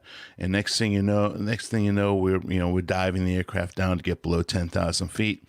And of course, now we're over the ocean, and what we're supposed to do is we're supposed to stop the simulator at that point once we get below 10,000 feet. And then they talk about what it's like to ditch the airplane. And the instructor said, well, you're all done for the day. I said, okay, cool. He said, do you want to see anything else? I said, yeah. Well, we're 10,000 feet over the Pacific Ocean, and I want to see what it's like to ditch an airplane. He said, well, you want to know? We have the time, so let's go ahead and do it. So we went ahead and did it. And, of course, the simulator is not going to do it realistically, but it was actually a very good learning experience, kind of on the lines of what happened up there at the Hudson. Flew the airplane, got nice and low, got the 50, 40, 30, 20, and I started flaring the aircraft, get that nose really high, and, of course, got the aircraft configured, got the nose really high up in the air, and just tail flopped it into the water. Of course, the simulator recognized that as being the end of the day in a crash, but that wasn't part of the training other than for demonstration purposes only. Kind of fun. So that was kind of day number one. Day number two is my first day that I got to go ahead and get into the simulator and fly it with motion on. So, but I'm telling you what, it's already 10 minutes already. So, you know what? I'm going to have to leave that for the next time that we go ahead and get back together again. So in the meantime, I'm going to send it back to Jeff in the studio. Have a great day, guys. Talk to you soon. Bye-bye. Thanks a lot, Dana, for the audio regarding your training. Very interesting. And look forward to hearing more from you. All right. Let's move on to some more audio feedback. This one is from Crispo Piloto. Hello, APG crew. It's your friend Crispo Piloto back with another round of audio feedback. This time for APG 440, where you guys discussed the King Air accident or it looks like the one engine failed and the airplane rolled over after takeoff. First off, a little bit of correction just to keep you further above that 50% mark. Captain Nick briefly mentioned something about a twin piston aircraft, and I should mention that the King Air is actually a twin engine turboprop. So minor discrepancy there, but you know, got to be perfect, right? Or at least close to it as you can. And Captain Jeff mentioned that it seems like we've seen this before, or seen this rather regularly. I forget how he said it. But you are not the first person to notice that. There was a podcast in the podcast Tales from the Flight Deck, which I highly recommend for the rest of you who have more than 3 hours a week to listen to podcasts. Very good podcasts, where they discuss this issue of King Airs rolling over after takeoff when they have an engine failure. And what they found is that the King Air has automatic feathering props. For if an engine fails, the props will automatically go into feather. However, if you mess with the thrust levers at all, it disables that feature. So what they think happens is the engine starts to roll back on takeoff, and the pilot quickly reaches to the thrust lever and starts playing with it, which disables the auto feather. So when the engine fails, the prop does not go into feather, causing a lot more drag and the subsequent rollover and crash. So I just thought you guys might find that interesting. Thought I'd share that with you all. And I'll sign out with blue skies and tailwinds for Captain Rick, and blue skies and perfect skydiving weather for Dr. Steph, a happy retirement for Captain Nick, and for Captains Jeff and Dana, a good and successful training time. Thank you very much. Interesting tidbit regarding the auto feathering function of the King Air. Had no idea I did there not was know anything that. like that. So interesting. That makes sense. Nope. And pistons, propellers. Yeah. What can I say? Turboprops. All these P words. It gets Yeah. confusing. I must not have been paying attention to what you said, or not. I mean, we normally don't listen. I to what he's don't saying. Well, I pay wasn't there attention when to you what I said it. say I don't either. yeah, I just generally tuned Nick out. I was like, "Oh, I'm sorry. Was Nick talking? Is it my turn to speak now?" Yeah. Yeah. I'm used We're to it, just don't worry. kidding. He's very sensitive. Be careful, HR. Okay. okay. Anything else to No, add good to information. That's interesting to know. If ever I get anywhere near one, I will be able to go, oh, where's the pistons? Under the panel. The pistons are under the panel. Behind the prop. Pilot. Yes. Oh, we could keep It's a- going it's a on. The different- posterior of the prop. Jeez. Item 3. This is from Brett, and he sent a link to a YouTube video, Vast Aviation video using live ATC audio at liveatc.net regarding, what does he say? I would expect this could be a worst fear for a flight crew trying to get the plane on the ground as soon as possible, getting cabin crew medical support into the cockpit in a hurry, and doing it all safety. And he said this is one of the situations where a single pilot operation would be deadly. Yes, you're right. And this was an incident involving a Delta Airlines flight from, I'm trying to remember where they were going, from... Frankfurt to Chicago. Thank you.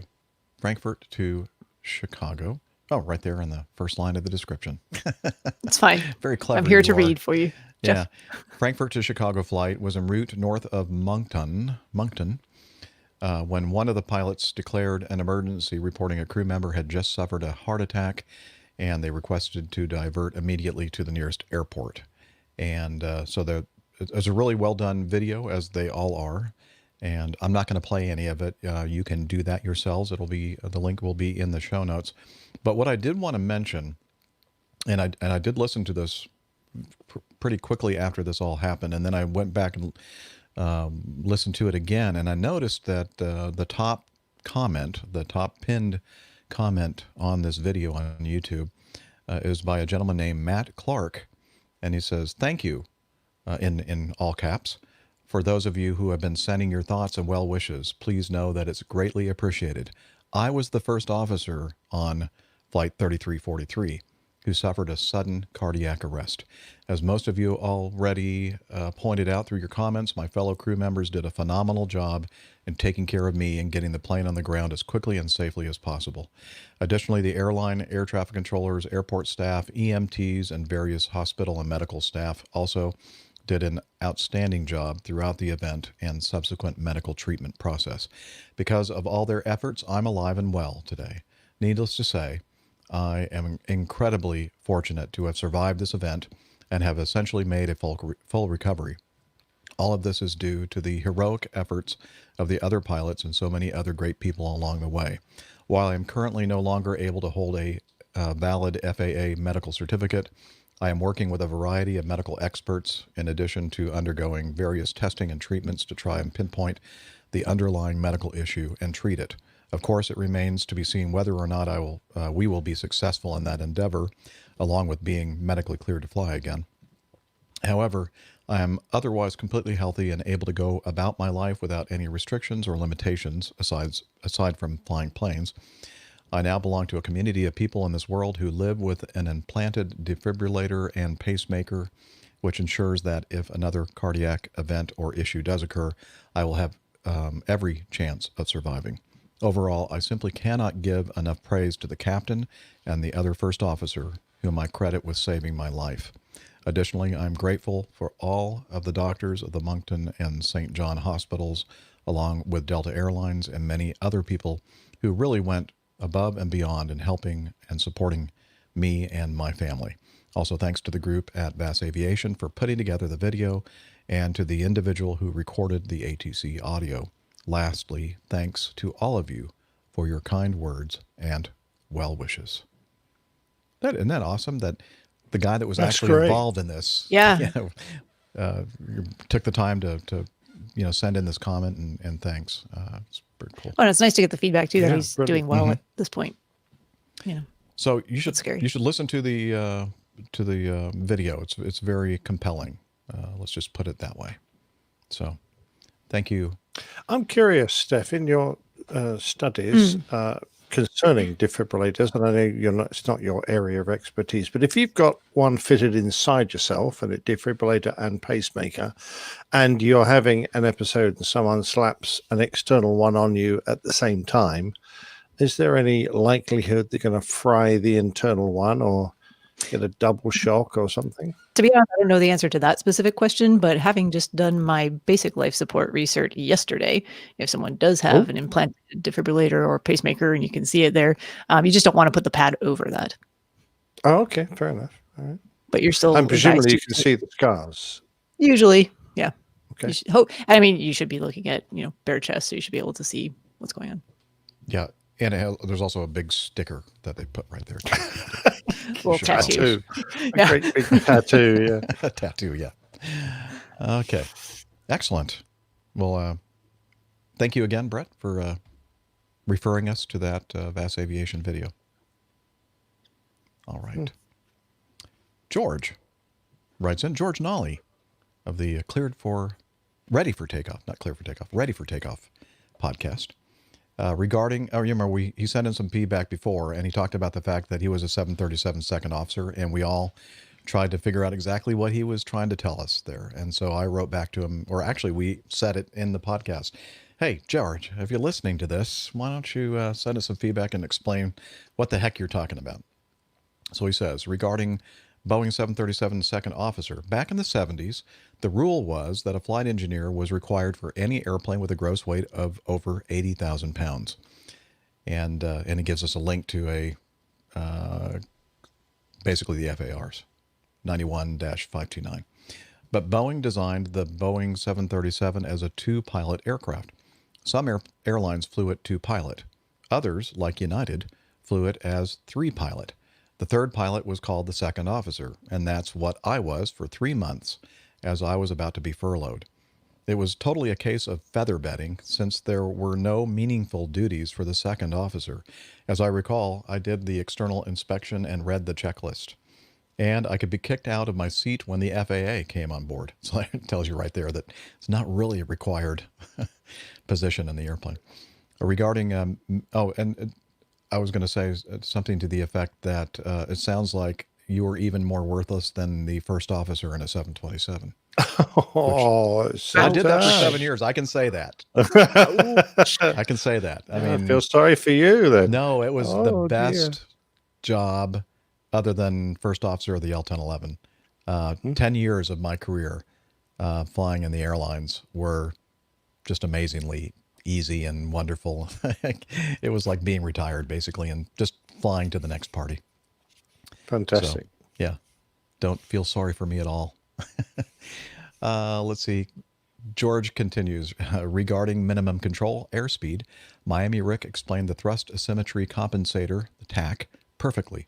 In addition, on the Boeing 787, there's a system called TAMS, Thrust Asymmetry Management System. During single engine operation, when the airplane slows down toward minimum control speed, the operating engine power is reduced automatically. The thrust lever, throttle to you old timers, does not move. But when you look at the engine indications, it looks like you retarded the thrust lever. Stay safe. Again, that was George Nolly, Ready for Takeoff podcast. And interesting stuff. Yeah. So thanks for sorting that all out for us, George. We appreciate it. And again, if you have more than 3 hours a week to spend listening to aviation podcasts, a lot of great ones out there. George is one of them for sure. Absolutely. Mm-hmm. All right. Steph, have you yet been on George's No, show? he did invite me a long time ago, and then don't know what I was doing. I was busy. We never got Well, a time you need together. George. And then he stopped asking me. You need to get Steph on. Well, he probably just thinks you're giving him the cold shoulder. I'm not. Okay. I'm just But bad at organizing my time. you have no spare time. I can vouch for that. Sometimes it's amazing I do. that we have her every week on the show. It's pretty amazing. Sometimes it's a struggle. Yeah. But Nick has been a subject of George's wonderful podcast, as have I. So anyway, check it out. Moving on. Jim Howard. We also know him as Just a Navigator. He says, hello, Jeff and cockpit crew. This is a little late, but I enjoyed Nick's plain tale about his time in the RAF so much that I made an audio feedback with my reaction to it. Keep up the great work. So without further ado, let's hear from Jim. Hello, this is Jim, just a navigator in Texas. This is feedback from episode 441 concerning Captain Nick's recollections about his time in the RAF. This plain tale really hit home because there was a lot of overlap between what he was doing at the time and what I was doing at the time. So let me just jump right in and give kind of my thoughts on the high points in his plain tale. He talked about being a junior pilot in the squadron. In the U.S. Air Force, that means you're going to be the SNACO, the snack officer. And it does take time to build yourself up to being a fully respected member of the squadron. And lieutenants, it really helps if you talk less and listen a lot. Trust me on this one, because I didn't always do that. He talked a lot in this and other tales about the time he was a quick reaction alert pilot in the F4, and I guess later in other airplanes. He has a 10 intercept patch, he mentioned. I have a 0 intercept patch because I spent 1 day as a conehead. Excuse me, a conehead is a pejorative term I would never use for an intercept pilot. An intercept EWO in my case. I was stationed at Clark Air Base back before God smote that. The Bears started flying out of Vietnam and cruising down the coast of the Philippines, to obviously taking a look at Subic, the naval base, and Clark Air Base, and the general USAF and Philippine Air Force stuff that was going on. Fair enough. Good for them. Somebody decided that we would start intercepting them. Clark had a real alert barn, which is a 2-story structure, a hangar for 2 F4s on the bottom floor, and a little cabin and office and living quarters at the top. And so what we would do is we would go stay in this barn for usually, I think it was 12 hours the time I did it. So I'm up there, still wearing my G suit. All our stuff is hanging on the airplane. It's pre-flighted. There's a crew chief to help us start. And the barn controller, which is a poor sap, another crew member had to sit in there to answer the phone who didn't actually get to fly. So anyway, the phone rings, he picks it up, he turns around and he points at the bottom and waves his hand so we know it's time to go. So this is the best part of being an intercept crew member in the Air Force. You go down a fireman's pole. So I go down the fireman's pole, which I can now for the rest of my life say, I've gone down a fireman's pole in the course of my job. Have you? To make a long story short, we get down in there. Unlike normal practice in the Air Force, the backseater makes all the radio calls, at least until the airplane gets out of the hangar. So I remember breathing pretty hard while I called ground control and told them we were starting up. So we started up, and then they told us, never mind, it was an exercise. About a week later, after a couple of failed intercepts, the F-15s from my old squadron in Okinawa came down, and that night they were passing out pictures of bears. So I never flew an intercept, but I went down a fireman's pole, so that was pretty cool. Nick mentioned fighting F-5s. Later in my career, I actually fought them a lot, but my first introduction was in about a third of the way through F-4 replacement training unit at MacDill. F-5s came in to our squadron, mainly to train the instructors, obviously, but they had to put somebody in the back seat, so they put Lieutenant Howard in the back one. Lieutenant Howard had no clue. I remember flying out over the water with the F-5. I remember something about fights on. Then I remember my head alternately slamming into the radar scope or bouncing off the canopy. I remember my oxygen mask being pulled off my face by the G-forces. I remember flashes of airplanes. I remember a little bit of queasiness. Thank goodness this is at high altitude where the air conditioner worked. So I didn't get real sick, but I got a little queasy, but basically I just got bruised and confused and befuddled back there. So Second Lieutenant Howard didn't learn much BFM on that flight, but later on, mostly in operational squadrons, I picked up at least the very rudiments of fighter-to-fighter combat. We mentioned singing in the squadron. One of the squadrons at Upper Hayford, this was during the Cold War, and a lot of, we had peace protesters living outside the base, and we had just done El Dorado Canyon. So some of the local natives were not completely gruntled with our presence. One of those bomber squadrons, not my squadron, decided at the open day to set up a little booth and raise some snack bar money by selling copies of their squadron songbook. One of the songs was Nuclear War and We're Ready to Go. Trust me, that was not a good thing to be selling to the British public during the Cold War. Nick mentioned a time he was scooting around on the back of Vulcans in his F-4. That reminded me of, I talked to an RAF pilot at Oshkosh when we, the last one where people could show up. And I don't remember the guy's name exactly or when he was in the RAF, but he told me he was flying along and he looked down in England and saw a four ship of F-111s cruising along at low level. And he said he shot them down with his look down, shoot down missile. Well, I don't know. I'm sure that was a Sky Flash, and I don't know what it could do. So, okay, we'll give him 4 kills for that. And then he says, and then I rolled in behind him and chased them down to get AIM-9 shots. And I'm like, wait, what? Because, I've flown them both, F-111 and F-4. You chase down an F-111 at low level in an F-4. Yes, I did.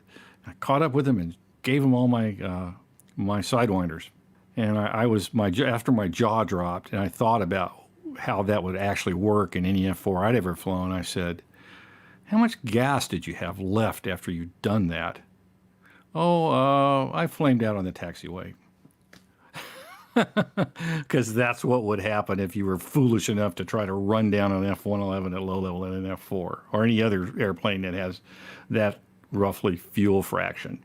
I did get to fire an AIM-9, or excuse me, I get to attempt to fire an AIM-7, and my pilot got to fire an AIM-9 drone, similar to what Nick's was. It wasn't a supersonic drone, but it came down just like in that AI dogfight that got all the publicity a few weeks ago. It came straight at us.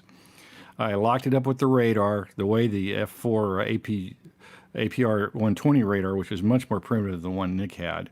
You have a steering dot in the middle of the radar screen, and there would be a circle around it. And when you locked on, the circle would represent the envelope of the AIM-7, and it would get bigger and bigger and bigger. And when it started to shrink, you would tell the pilot to shoot the missile.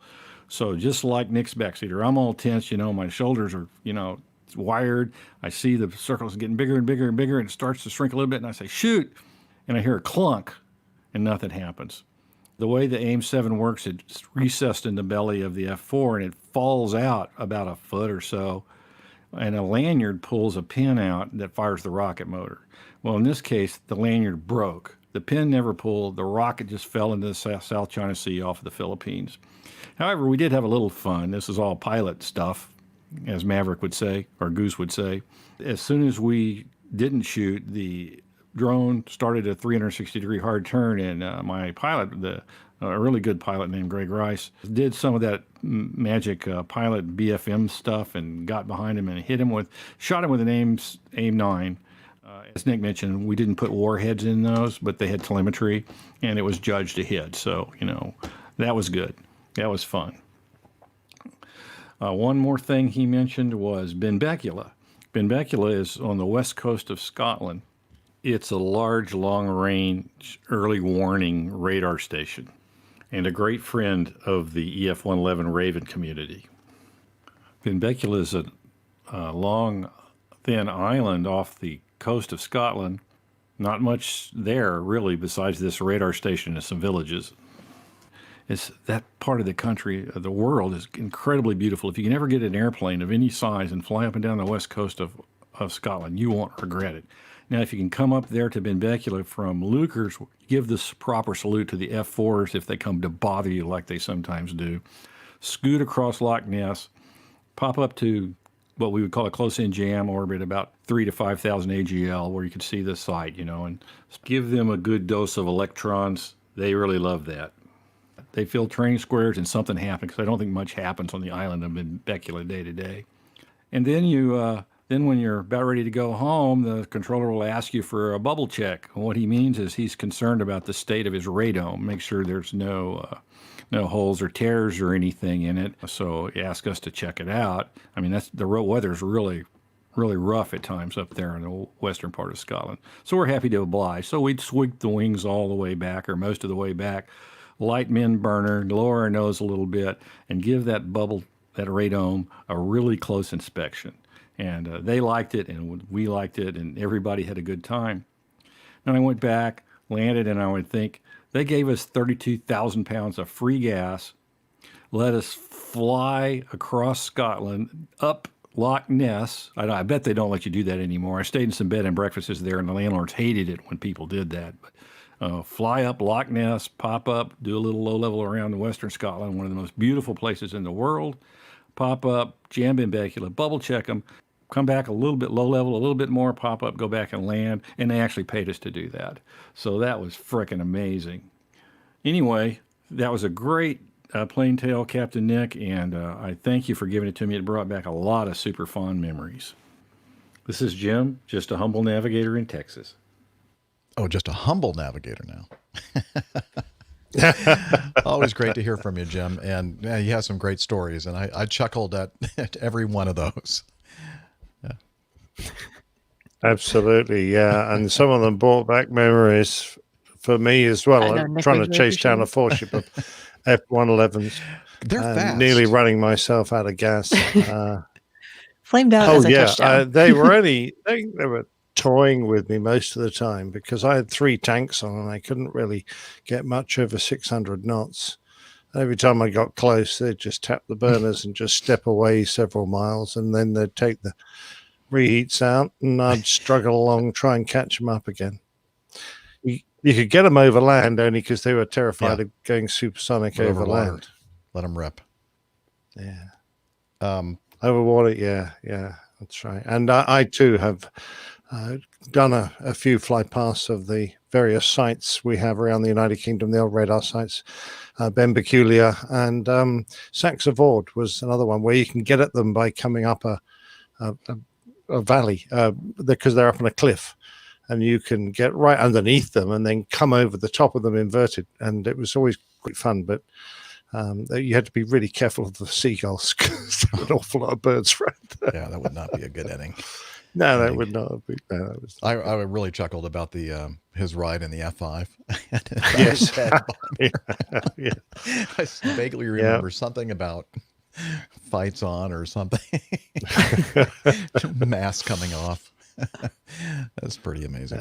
Yeah, basically, the F5 is a fighter version of the T-38 trainer that I had some experience. A real dinky toy. Fantastic. Yeah, it's a pretty cool airplane. All right. Again, thank you, Jim, for your audio feedback. Let's keep going here with Vic. He says, okay, to add an analogy to Rick's explanation in episode 441 on why fuselage damage can be so problematic on aggressive landings, if you've ever bent an empty paper towel tube, let me try that again. If you've ever bent an empty paper towel, I'm not going to be able to do this. If you've ever bent an empty paper towel tube, you'll notice when you bend it back, it's just never the same. Thank you for being so darn funny and informative. I started flying in 1980 and have 10 hours in Cessna 172 and 150. Once a pilot, always a pilot. Hey, don't laugh. I bet there's lots of guys like me that never give up on the dream, even if it never goes beyond the dream. Your fan, Vic Kraft. Yes, I think Vic is absolutely right. We all have a dream, right? Yeah, Oh, definitely. absolutely. Don't give up on your dreams. Yeah, don't give up. Don't give Always up. keep And the that's a great analogy regarding the integrity of a fuselage. That paper towel. Like trying to bend a wire Yeah, handle or something. But if you Yeah. wrap the paper towel in speed tape, then it's fine. So I Speed guess then tape the fixes analogy all? was Yeah, So speed tape use fixes speed tape everything. around the fuselage of an airplane. That's why we have a lot of it. That's why you see so many airplanes flying around covered in speed tape. Looks like you've made an entire airplane out of speed tape. There wasn't Paper mache there's- covered in speed tape. Wasn't it the I was thinking of that Bush pilot that crashed his Bush airplane. Oh yeah, that's right. He repaired in it. Alaska, and he Is that the bloke that left his fish inside and the bear ate half his I think airplane? the Yeah, bear- yeah. The bear broke it. Yeah, the bear ripped the airplane apart trying to get at this Taped Trying to thing. get the fish. Oops. Great story. Oh wow, that's a great memory. Well, anyway, thank you, Vic, for the feedback. Definitely. And a quick one from Ben Ippolito. He said, highway landings are not just the domain of European air forces. Australia's Royal Flying Doctor Service, the RFDS, has several highway strips to call on in case of a medevac. Here's one such example. He gives us a link to the flyingdoctor.org.au, and it had some, I believe this was the video of the Royal Flying Doctor Service landing the airplane in a remote location. He said, and there are many more spectacular videos of the more austere places they go on various stations or ranch for Americans. Oh, they call their ranches stations. Interesting. Yeah. Oh, okay. Potato, potato. Sheep stations. What did you say, Steph? Potato, potato. Potato, potato. Tomato, tomato. Let's call the whole thing off. Various divisions operate different aircraft from the PC-12 in the above video to the B-200 and B-250 King Air to the new PC-24 jet made by Pilatus. Yes, they take them all off-road onto gravel and dirt strips. The jet has been deployed to the Western and Central divisions to help with the vast distances in, let's see, Western, what's the WA stand for? Western Australia, Australia. Western South Australia, and Northern Territories. He Okay, actually thank you. writes it out afterwards. Oh, he did. Darn it. If I just read a little bit further, I would have noticed that. See a theme here. Liz is the one that typed it out for us. Oh, thank you, Liz. Well done. Next You time, must tell him highlight it next so I time. can see it. or just like yell it in my ear when I'm reading. Where the extra speed of the jet could result in saving a life. RFDS also does its fair share of night landings at station airstrips lit only by flaming dunny rolls, which are toilet paper rolls. And then he gives us a link to the RFDS using flaming toilet rolls to light up remote airstrip. I've seen some flaming toilet rolls that have nothing to do with aviation. Good photo at the bottom of the article. So again, we'll have these links for you to click on in our show notes. And he said, I've seen a video taken by a flight nurse in the right-hand seat on takeoff. Eek. Okay. Yeah, I'm just wondering what that What the video eek is is for? of. I don't know. Yeah. You'll have to Interesting, elaborate a little bit interesting more, Ben. takeoff, I suppose. Interesting technique. Yes, interesting technique. All right. Do we have Or time interesting for flighteners. anything I don't else, Liz, before? Let's go ahead and we're awfully darn close to that point of the show where we normally play the installment of the old pilot's plane tales. And that's what we're going to do right now. So take it away, old pilot.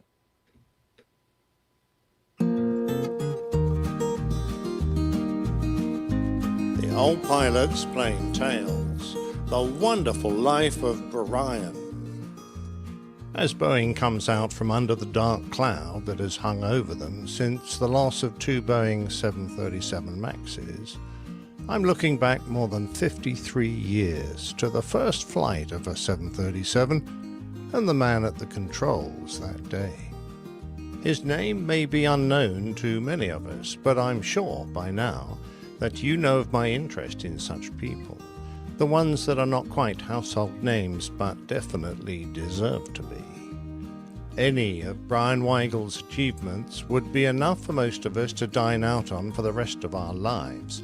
A World War II pilot who was awarded the Distinguished Flying Cross, given for acts of valor, courage, or devotion to duty whilst flying in active operations against the enemy.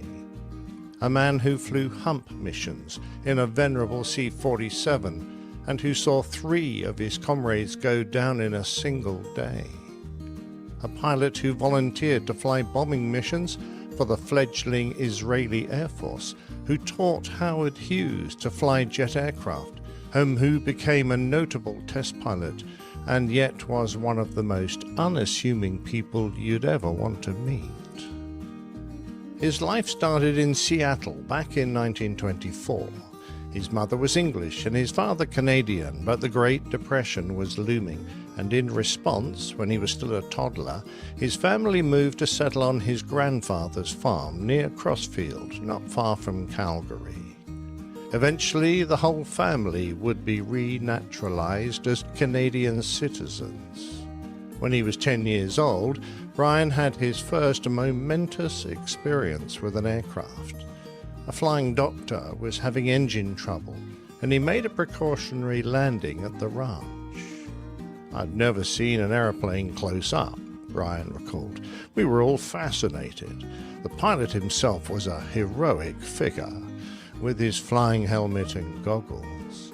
That started my older brother and me on an aviation career. Their interest was fed by a wonderful aviation magazine called Bill Barnes Air Trails.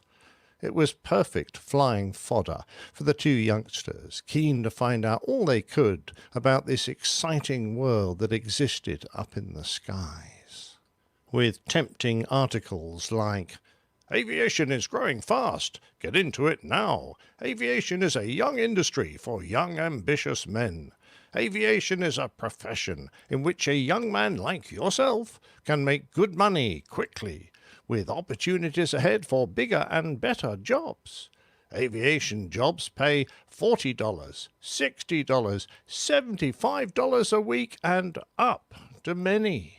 Aviation is no cheapskate game. It can't be. It's absolutely necessary to have high types, well-trained men, for only in that way can the airlines build and maintain the remarkable record for speed, economy, and more important, safety that they have today." A little young to get straight into a career, they read with fascination stories which told of hideous treachery fed embers of hate that smouldered still within ancient evil ruins. Treachery that threatened to blast Bill Barnes from the sky. They eagerly read The Blood-Red Road to Petra and other great Bill Barnes novels of air adventure. They learned about careers in aeronautical engineering, the latest aircraft to grace the skies, such as the Supermarine Spitfire 1, latest British fighter with a Rolls-Royce steam-cooled engine, which was called the world's fastest military plane. Details are guarded. They penciled in the aeronautical crossword puzzles, pondering over clues like air slang for fog and initials for what good planes get from the government. The best bit for the budding aviators, though, was the model workshop, with its exciting plans for such models as the Brown B-3 custom-built sports plane, powered by 6 strands of 1/8-inch brown rubber. They could read about the results of the national meet at Detroit, where 6 British model builders took the Wakefield Trophy, the grand old mug of model building, back to Britain. The brothers ordered model aircraft from the ads in the magazine and took some of their better efforts to a meet at Calgary in 1939. We entered gas-powered models and a couple of rubber-powered models, but that day there was an air show, Brian said in an interview. A flight of 3 Hurricanes came over, and they did a low-level flyover, and those beautiful Merlins made that beautiful Merlin sound, and that captivated me. I didn't know there was a war coming on, but from then on, my objective was that I was going to be an Air Force pilot. In 1942, Brian turned 18, and he joined the Royal Canadian Air Force. He was delighted to be chosen to train as a pilot, but Hugh, his older brother, was a little less content after being selected to train as an observer. Brian was sent to the RCAF station of Brandon, Manitoba. It was part of the British Commonwealth Air Training Plan, a massive joint military aircrew training program created by the United Kingdom, Canada, Australia, and New Zealand.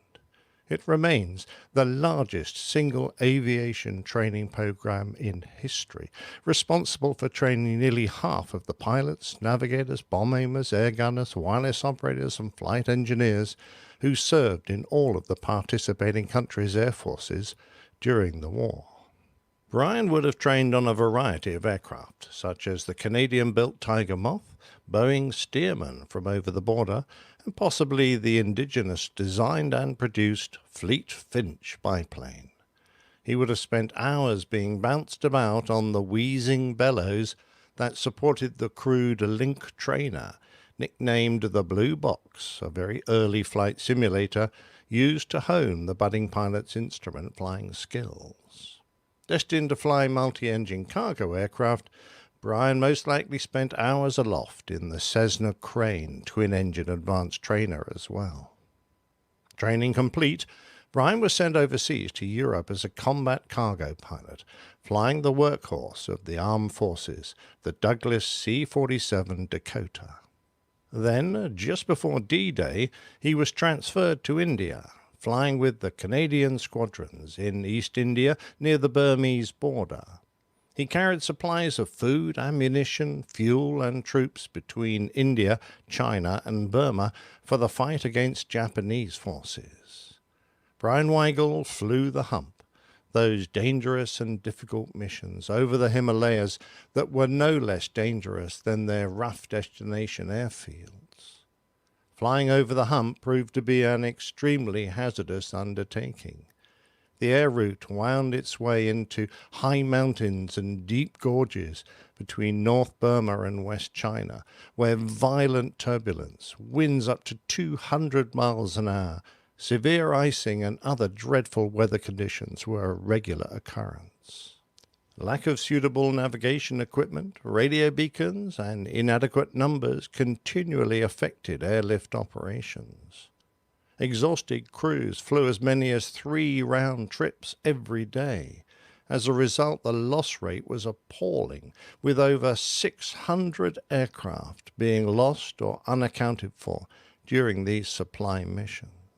When the British ground forces in Burma first turned to the offensive, their efforts took the form of long-range penetration raids into northern Burma by Brigadier Wingate's Chindits. Wingate's men were supplied by airdrops from the Dakotas. The technique was expanded to include the establishment of semi-permanent strongholds which incorporated air landing strips behind the Japanese lines. Cargo was either airdropped or landed on short, rough airstrips hacked out of the jungle, many of them situated in winding valleys and requiring extremely steep approaches and takeoffs. More than once, the unarmed Canadian aircraft had to rely on ultra-low-level maneuvers to escape Japanese fighters in the area, and many were shot down. After experiencing the hair-raising flying conditions in the Asian theatre, as the war drew to a close, Brian returned to Europe and then back to Canada. But he returned alone. In 1943, his brother had been shot down and killed in a Mitchell B-25 somewhere over the North Sea. Brian took advantage of the post-war veterans' assistance, attending the mechanical engineering program at the University of British Columbia. Whilst there, he joined the Royal Canadian Air Force Auxiliary Squadron and flew Harvards, Mustangs, and the jet-powered de Havilland Vampire. He said, "It was my first jet. It was also my first tricycle landing gear aircraft. It was a remarkable little airplane and a lot of fun to fly." After graduation, Brian applied without success to be an experimental test pilot with Avro de Havilland Canada and Canadair.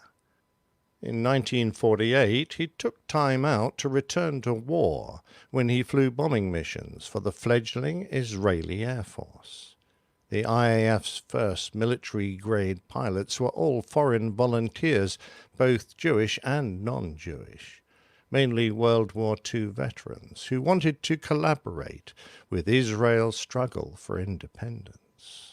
Then, thanks to a post-war law enacted in the United States for repatriating Americans who had joined foreign air forces for the war, Brian was given U.S. citizenship.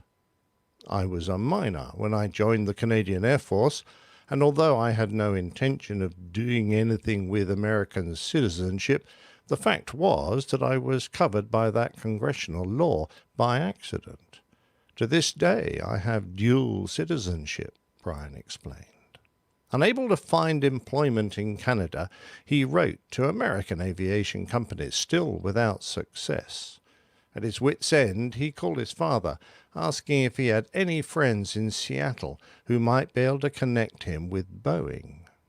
His father told him to visit his brother's godfather, a Mr. Thwing, who worked for the Seattle First National Bank.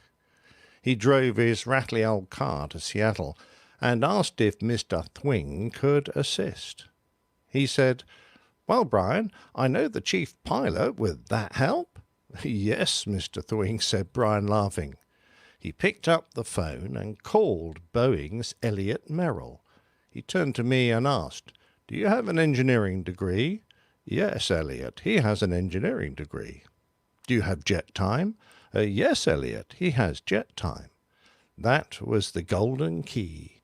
But I didn't tell him that I had my jet time in the Vampire, one of the smallest jets on the planet.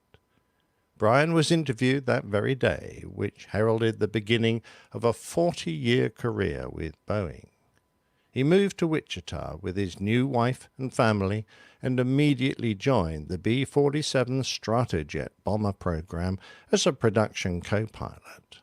He was quickly promoted to first pilot and then to experimental test pilot.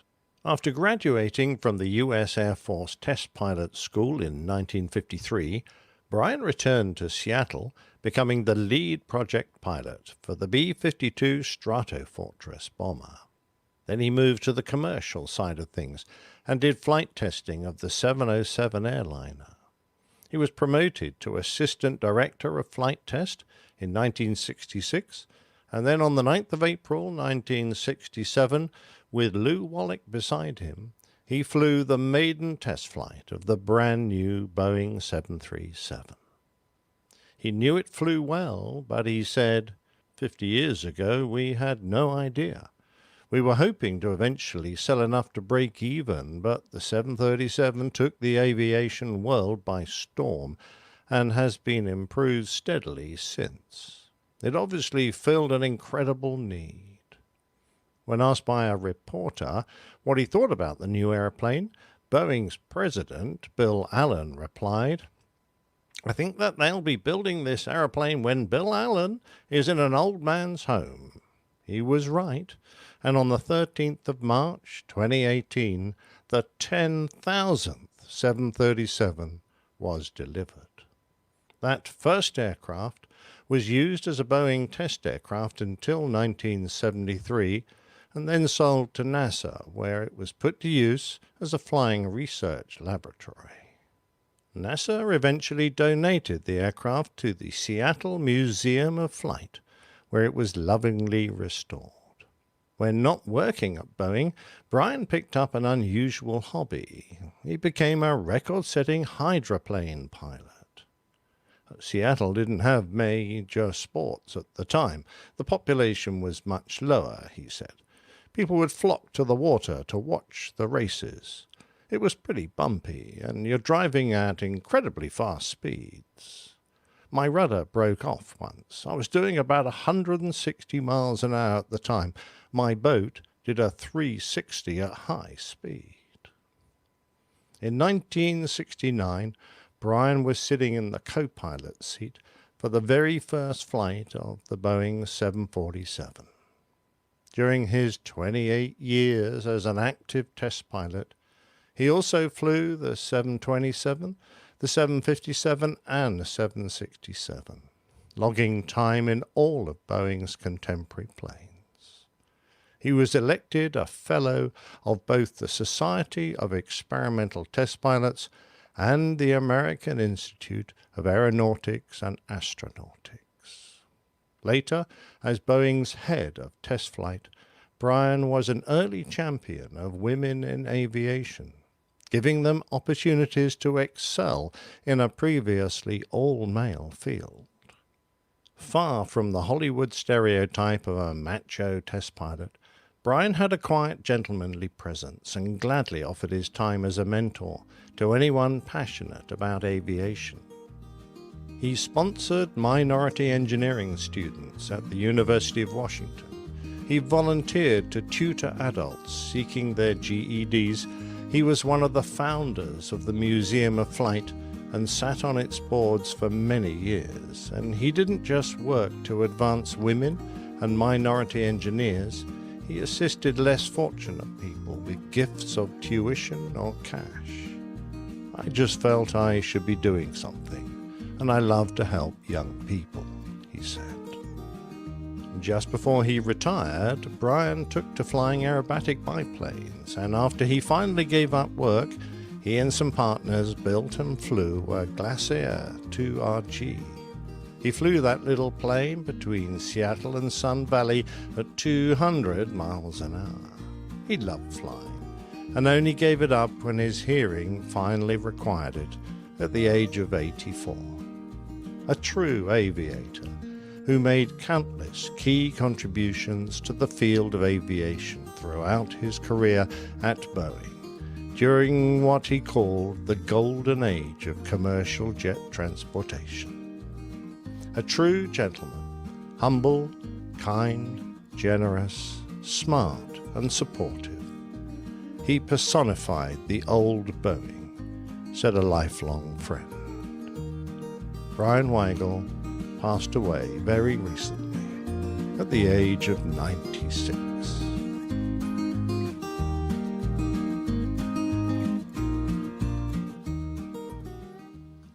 Another winner, and what a man. Absolutely. So sad he's just left us only a few weeks ago. So September this year. He had a great career. I just love listening to all the things he managed to achieve. And yet he did so with amazing grace and humility and generosity. So I think someone whose name we ought to be remembering. Absolutely. Yeah. 96. Lived a very, very long and very fulfilling life. Yeah. Absolutely. And rich, for sure. Yeah. Awesome. I love hearing stories like his and the good that he did for his family and friends and everybody in the world. Yeah. Mm-hmm. All right. Very good. Well, let's continue with some more feedback. What do you think? Let's do it. Definitely, sir. All right. How about 8 from Boom Operator Chris? He says, hey, APG crew and Liz. Been a while. She's part of our crew, by the way. Been a while since I've sent in feedback, but I would like to reiterate how much I love the podcast. I still have a severe case of the syndrome due to the fact that I spend most of my day in my truck going from job site to job site. I'm in the residential construction industry on the West Coast. If anyone knows of any vaccine, please let me know. The reason, you know what, they had just a little aside. They were hard at work on the go around Acillin vaccine, but they had to kind of pause their progress on it because of this whole COVID-19 thing. They'll be right back to work. Yeah. Priorities, I totally understand. Yeah, I get it. A That- little upset that about and it, the- but That and the stomach cramps. yeah, well, that's, Well, that's That's the very unfortunate bad. side effect that they haven't worked through yet with the go around Acilla. Yeah. Yes. Speaking of reiteration, that's for sure. Okay. 3 Anyway. times. At Where least. was I here, though? We were talking about the vaccine. Okay. The reason for my feedback today is to share this YouTube video with Captain Nick. If he hasn't seen it already, that is. Normally, most F-18 videos you see on YouTube are of the U.S. Navy variety. However, this one is an RAAF one. My dad flew Lot 12 Hornets back in the 80s with the U.S. Navy, and I had the opportunity to refuel his old squadron when I first became a boom operator in the Air Force. So the Hornet has a soft place in my heart. Also, my second love after the KC-135. Don't tell my wife. I enjoyed the video and thought Captain Nick might as well since, let's see, since it has footage from... since it has footage Figures. from multiple squadrons, and he could have flown one of those jets. Thank you, Steph. All for now. Keep the awesome episodes coming. Cavu, Tailwinds, and cold IPAs for all, especially you, Dr. Steph, for having to put up with these hooligans. I just cracked one open. Oh, look at that. Perfect. Chris. Till next good time. time. Way to go. Way to Boom go. Operator Chris. Boom operator. That was courtesy of Nick.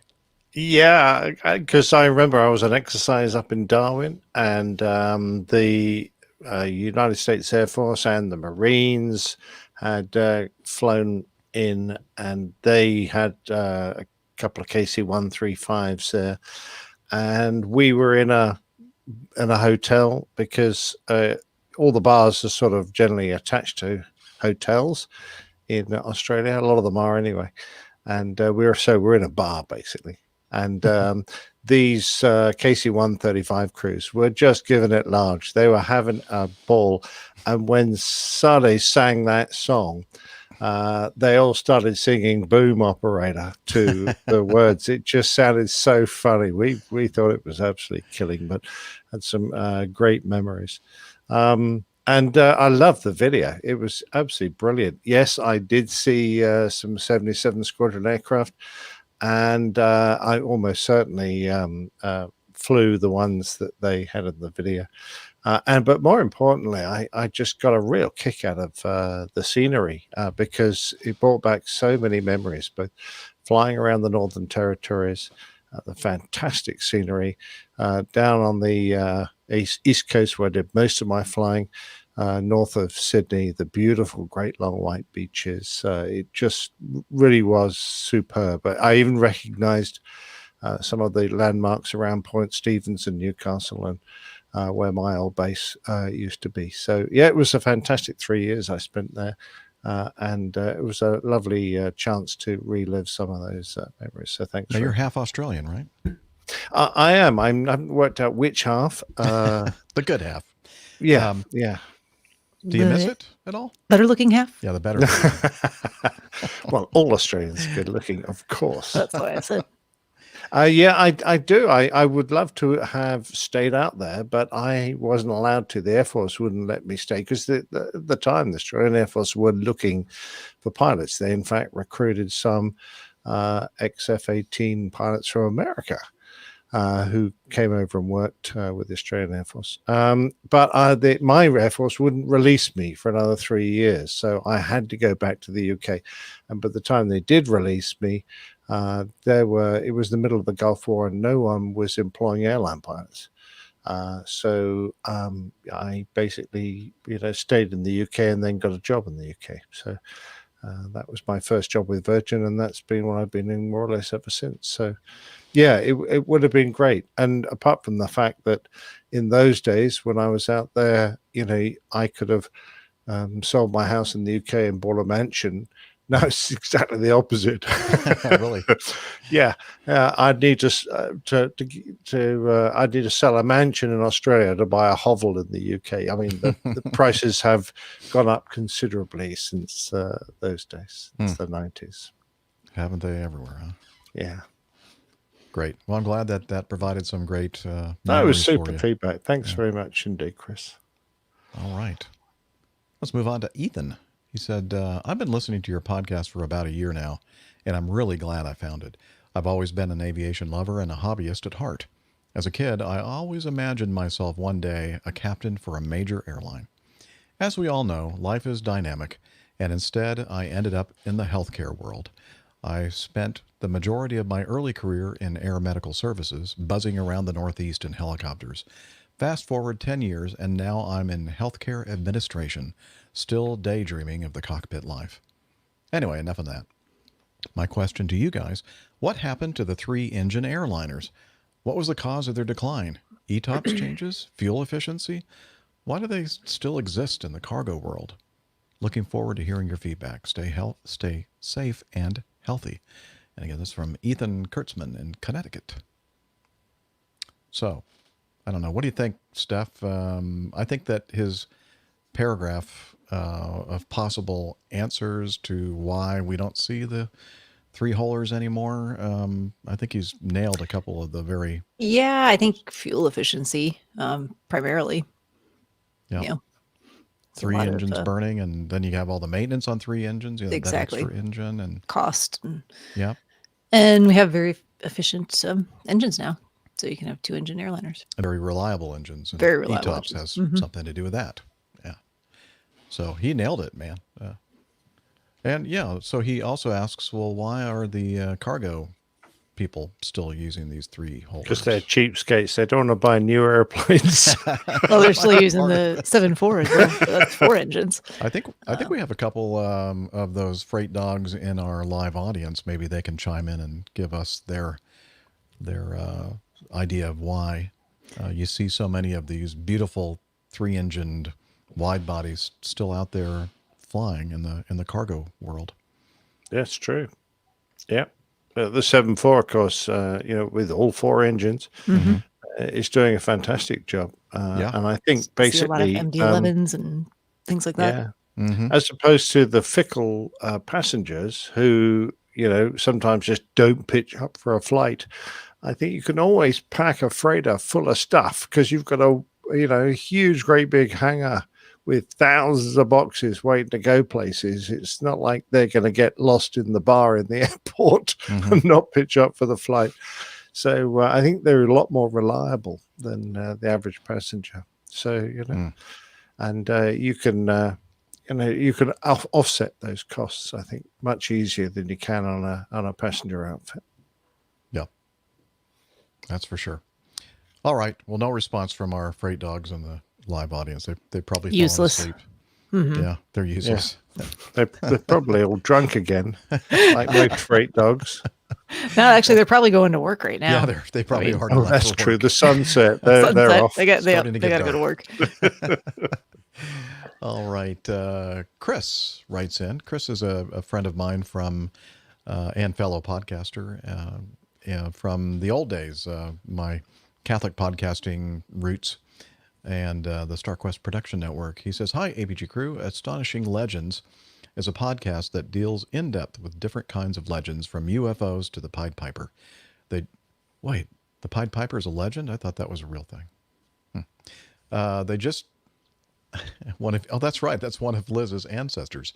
How's Uncle Pied? Anyway, Hang on a minute. I've been to, is it Hamel, the German town?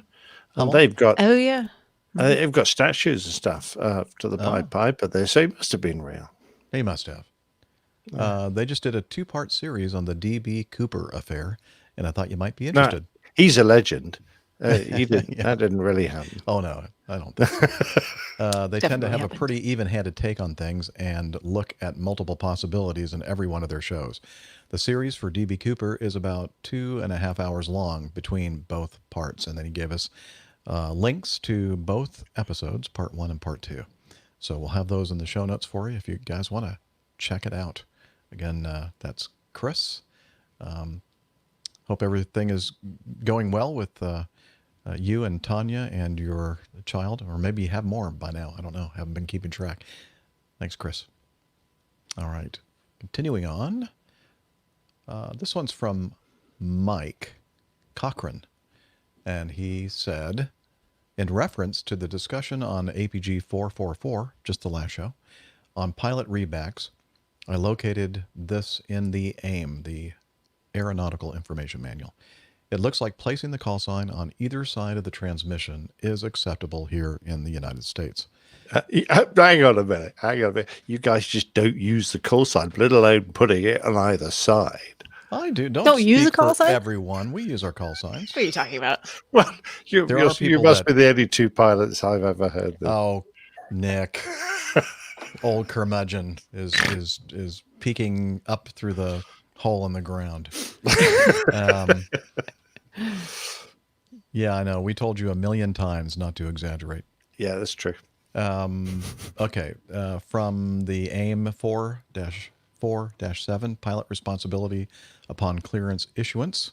It talks about how you should do that. And then highlighted here, example, quote, climbing to flight level 330 United 12, or November 5 Charlie Tango, Roger, cleared to land, runway 9 left. So I guess here now it's acceptable either way. ICAO, on the other hand, the International Civil Aviation Organization, is that right? ICAO? Okay.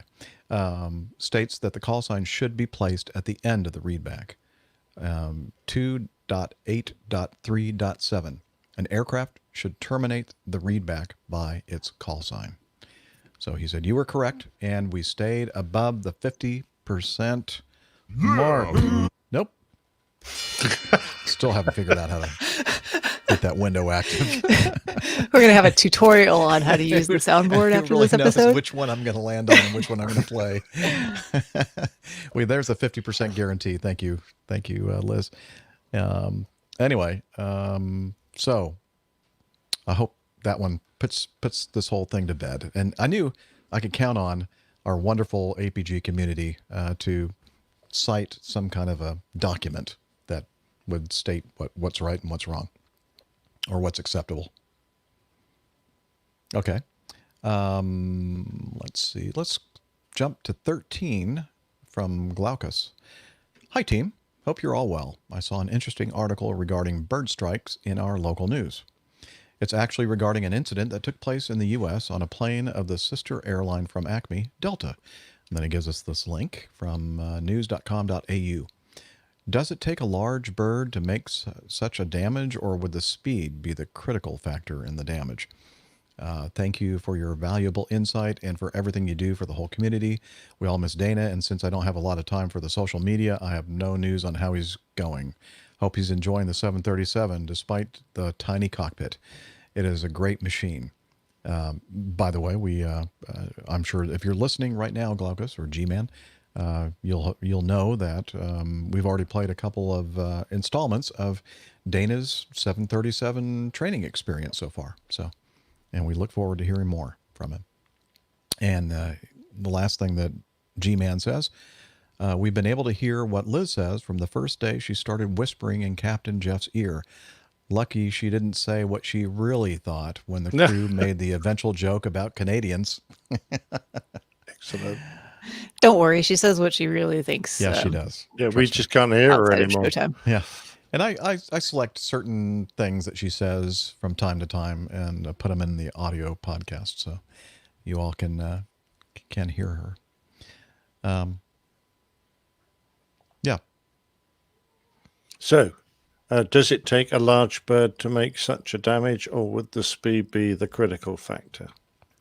I think it has to do with a combination of those two things, right? The Sure. mass and the speed. But I think that we could all agree that the speed has the most effect. Yep. Because So I think you could have a very large bird at lowish speeds to cause a bit of damage, or a very but small we're- bird at high speeds to cause a lot of damage. I'm thinking of that equation that I think I learned in physics, mv squared, mass times velocity squared. So the v component is an exponential one. So, but they both One have half mass velocity squared. yeah, or one half. Thank you, very. Yes, and which one is half. That's 50%. Ding. Ding. Hey. Very good. Which is the equation for kinetic energy, which Yes. is what a bird has when it clobbers you. So Yes. yeah, the mass not quite so important, but of course it does play quite a big part. Yeah, it's the impact speed. It's why people who are floating around in space looking after spacecraft are terribly worried about debris that's floating around the world getting in the way, because even the tiniest piece of debris out in space, because there are such enormous speeds involved, can do a vast amount of damage. So yeah. And here's where the differentiation is made between mass and weight, because weight is mass times or plus gravity or whatever the equation is. Gravity has something to do with it. But if you're floating around and there's no gravity, mass is still the same for that object, and you combine mass and velocity, you have a problem, Houston. Yeah, very true. But I always thought that weight was what you did in Starbucks while your coffee was made. That's true too. Okay. Bam, rim shot. Enter rim Depends shot on here, how Jeff. heavy your coffee is. Yes, very true. Can I have a mass coffee, please? Liz is pointing us to an answer finally from those useless Freight dogs. in our Jeez. audience. They finally woke up from their little sleep, and so iHaul Boxes says we got more time and money due to operating margins to spend on maintenance. Our airplanes sit on the ground for most of the day anyways. Okay. Interesting. Yep. Also, we don't And have to then, attract customers by operating the latest and greatest equipment. So you can take those leftover airliners, repurpose them. There you go. Which So is why win-win. there are still DC-8s flying cargo. I'm going, really? And until recently, well, I guess there still are a couple of places in the world, not so much the major freight carriers like FedEx and UPS, but it wasn't that long ago that they were still flying the venerable 727s around. Wow. They finally retired all those things. Anyway, so thank you, Glaucus, and our live audience for helping us answer all those questions. Let's see, moving on to John. This is for Nick. Okay. Take it away, Nick, if you want to do number 14. Okay. So this is from John Pickard, who has a technical question. And he's asking, what is max dry, max wet, max continuous cruise, flight idle, and ground idle? So max dry is when you come out the shower and stand in one of those hot air machines. Max wet is when you're in a power shower. Oh. Max continuous, I haven't quite worked that one out yet. I can't think of anything amusing. Flight idle is when you're bored in an aeroplane that's airborne. And ground idle is when you're waiting for your coffee in Starbucks. So seriously, he wanted the kind of definitions for that. So max dry, dry power it's a military term, dry and wet, and it refers to aircraft with reheated or engines with afterburners. Max dry is full power without selecting the afterburners. So it's just using the engine like a normal jet engine that other aircraft have. Max wet is, well, wet really indicates that you've selected the reheat or the afterburners and you've put that on max chat, so you've got the full reheat selected there. Max continuous. Now, every engine's got limitations about how much of the maximum power it can put on, and it's usually a temperature and or an RPM indication that they're not allowed to exceed. And the engine will usually go right up to those limits because nowadays we all have FADEC, full authority digital engine control. So the FADEC will stop the the engine from accelerating to destruction. It will hold it at the maximum limits. But when you're cooking an engine at full power, it's not good for the engine. The engine gets damned hot, the blades start to wear, and everything is being strained to its utmost. So there's usually a time limit applied to max dry and max wet. So what you need to do is to know how much power you can get out of the engine continuously. So that's what the max continuous limit is. So it allows you to go right up, actually usually quite close to the max dry or max wet limit, but stepped back just a small amount so the engine isn't quite as hot, and you can leave it at that setting all day, every day. And that's really not a problem. Flight idle. Well, a lot of engines don't want to come back on RPM too much. It could be a response things. So when you're on the approach, you might want to go around and you might want fast engine response out of your jets. So when you're at idle, the RPM won't come back too much.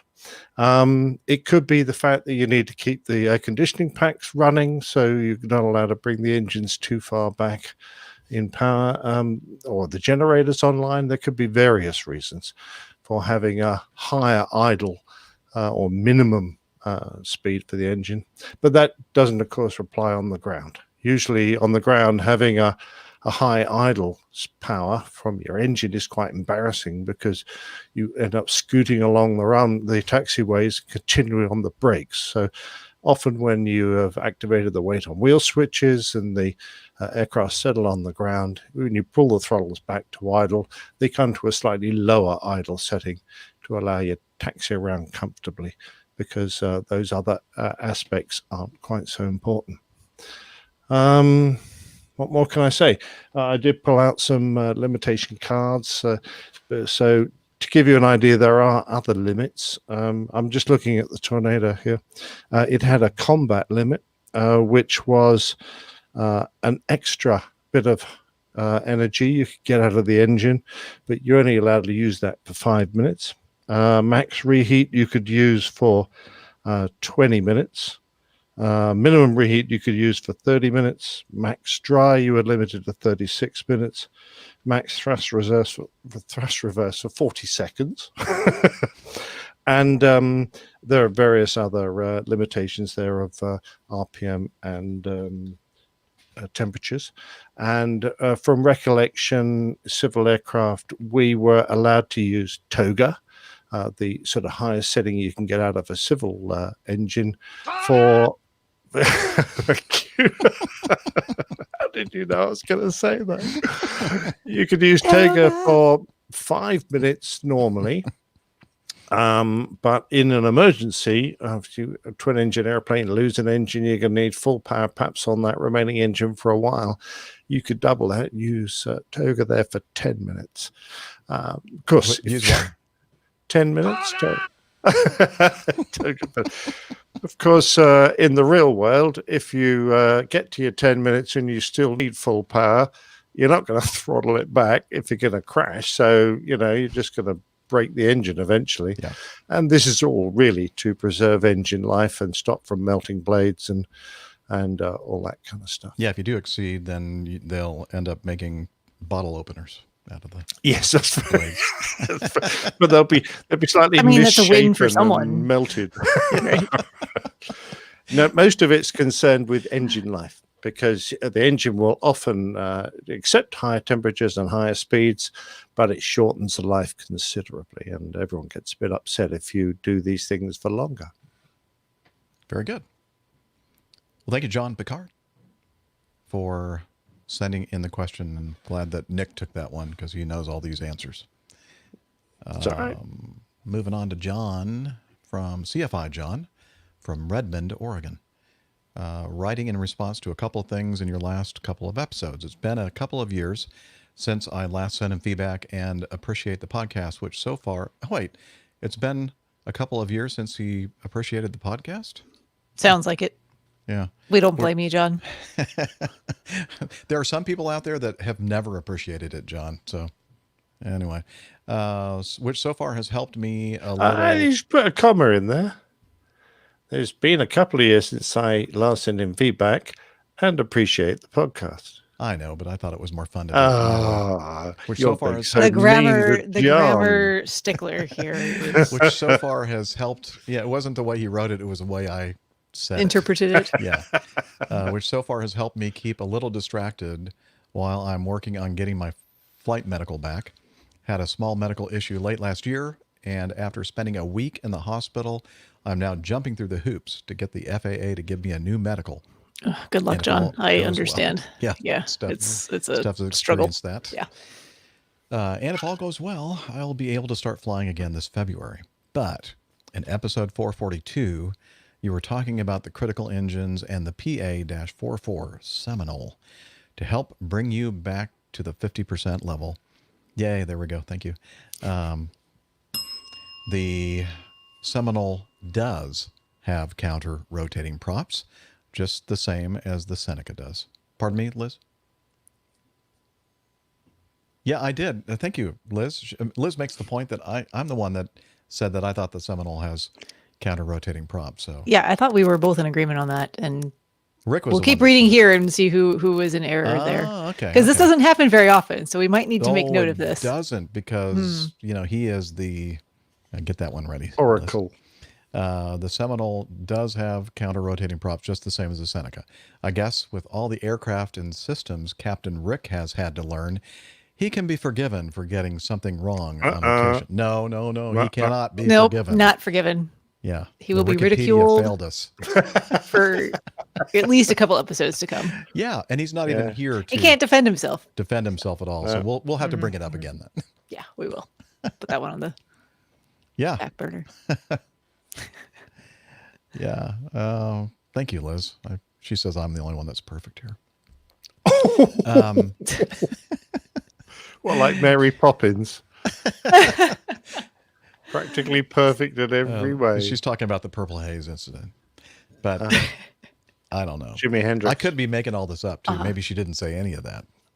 That's the advantage for you all not being able to hear her.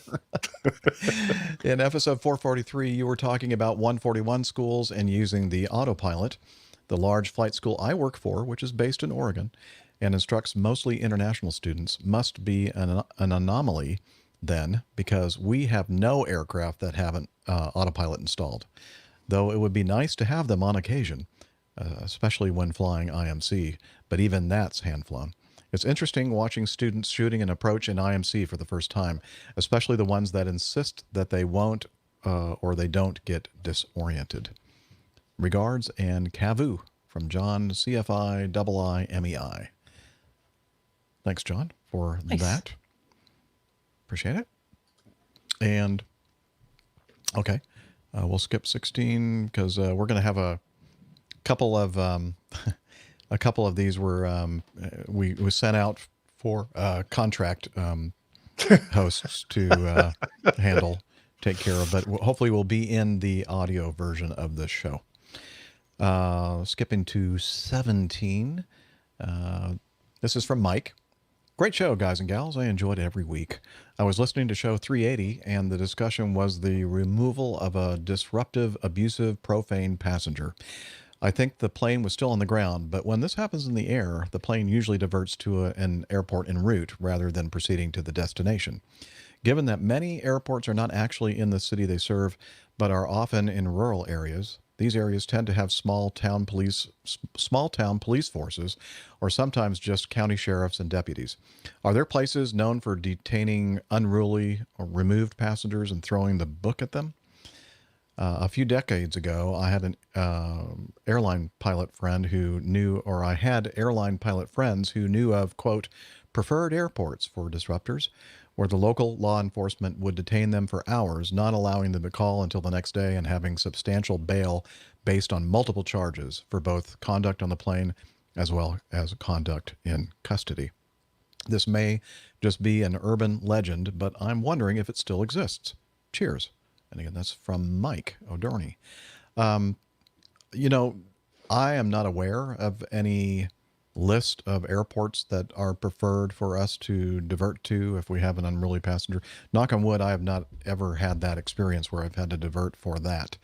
And so I can't really attest to that. But I do remember something many, many years ago, back when we used to have actual classrooms when we go to our recurrent training. And one of the days we usually get together with flight attendants, and we'd have a class on crew resource management.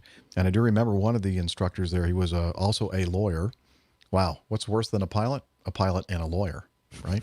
But Worse than a pilot and a doctor? A pilot and a doctor. A pilot and a Pilot, lawyer. doctor, lawyer. A pilot, doctor, Oof. lawyer. That's Wow. the worst. Anyway, but I'm sure we could tell a lot of good jokes, though, if you were all three.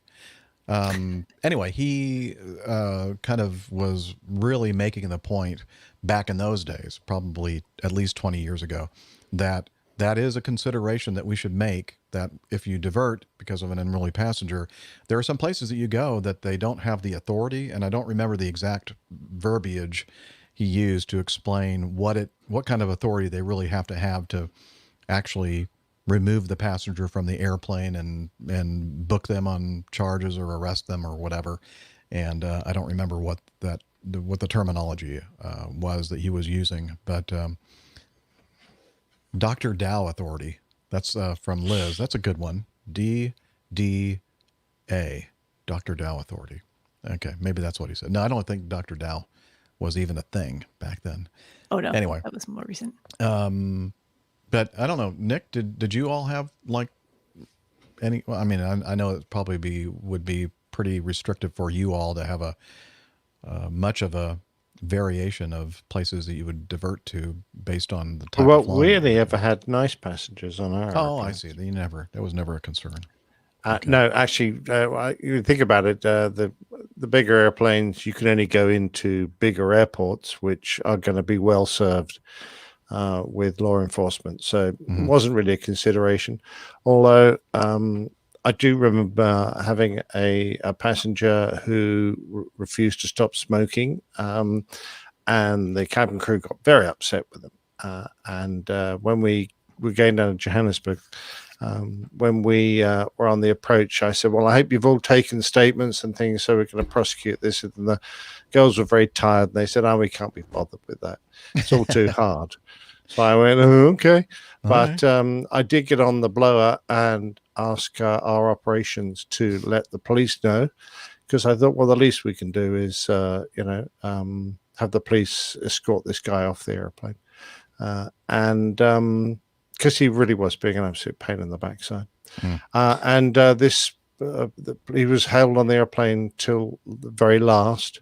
And when this enormous, skinhead policeman with all this gear, this South African guy, frog marched this bloke off. And his sergeant came up and chatted and saying, we've got the guy. And I said, what are you going to do to him? Because we're not going to press charges, because the crew haven't made any effort to write witness reports, etc. He said, we're going to toss him in the back of this dog van. They had a canine unit, a little dog van. They threw him in the back there, the kennel where the dog went. Oh, no. Yeah. And they said, we'll just throw him in the lockup for the rest of the day. And then when he starts bleating too much tonight, sometime we'll let him go. Oh, jeez.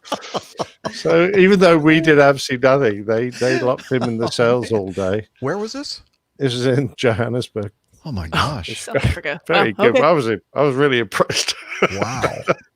Yeah. So, hey, take note of that if you're listening to the show and you're flying to Johannesburg. Maybe just be on your best behavior. Yeah. You know what I do to my passengers when they're not behaving? What? Push them out of the Get out. airplane. She's pretty strict about that, actually. Yes. Yeah. That's funny. All right, Mike. Yeah, sorry. I don't know of any list of places like the one that Nick just mentioned, which would be a good one. All right, let's end this with a truly bizarre piece of I'm so feedback. excited And for Texas this. Charlie, he's known for sending us some kind of questionable, bizarre stuff, but this one takes the cake. So his feedback starts off, okay. He wrote all that out. That's the way he spelled that. This is one time I'm truly lost for words. I'll just let the video speak for itself. And he says, I'll apologize now. Texas Charlie. And so we're gonna play this video now. I didn't. It's only like little snippets. There's much more to this video if you can stomach it. That you'll have the link to in the show notes, and I don't have any audio to go with it because we can talk over it because we're gonna want to say something for sure. So let it rip, Liz. Okay, we're seeing a box being opened, a wooden box. Looks like some kind of a dead animal coming out of it, and this cat has propellers on each of its paws. I don't hear anything. Is that on purpose? No, I just said we don't have Oh, audio. I'm sorry. So we could talk over it. Yeah. And it flies. And it's a flying cat. 101 Uses for a Dead Cat. Did you not get that book in America? No, I didn't. Oh, this And would was be this one of them? 102 uses because I don't think they had turn your they dead had cat into a drones. drone. Yeah, so if you're listening to the audio only podcast, you have to click on this link in the show notes and watch this video. And anyway, Texas Charlie sends us a postscript. Why am I not surprised that this involves that wonderful eccentric British spirit? So the flying It's a great way to keep cat. the birds off your crops, isn't it? That is one Oh my gosh. scary Can looking you imagine thing. if you were, a bird just going about your business and, pirating someone's garden that they worked very hard on, and all of a sudden this dead cat comes flying at you. They're flying now. You're not going to believe. They're going to go back to the bird family. You're not going to believe this. This is what I saw. Are you drunk again? All right, that's going to do it for the show, episode 445.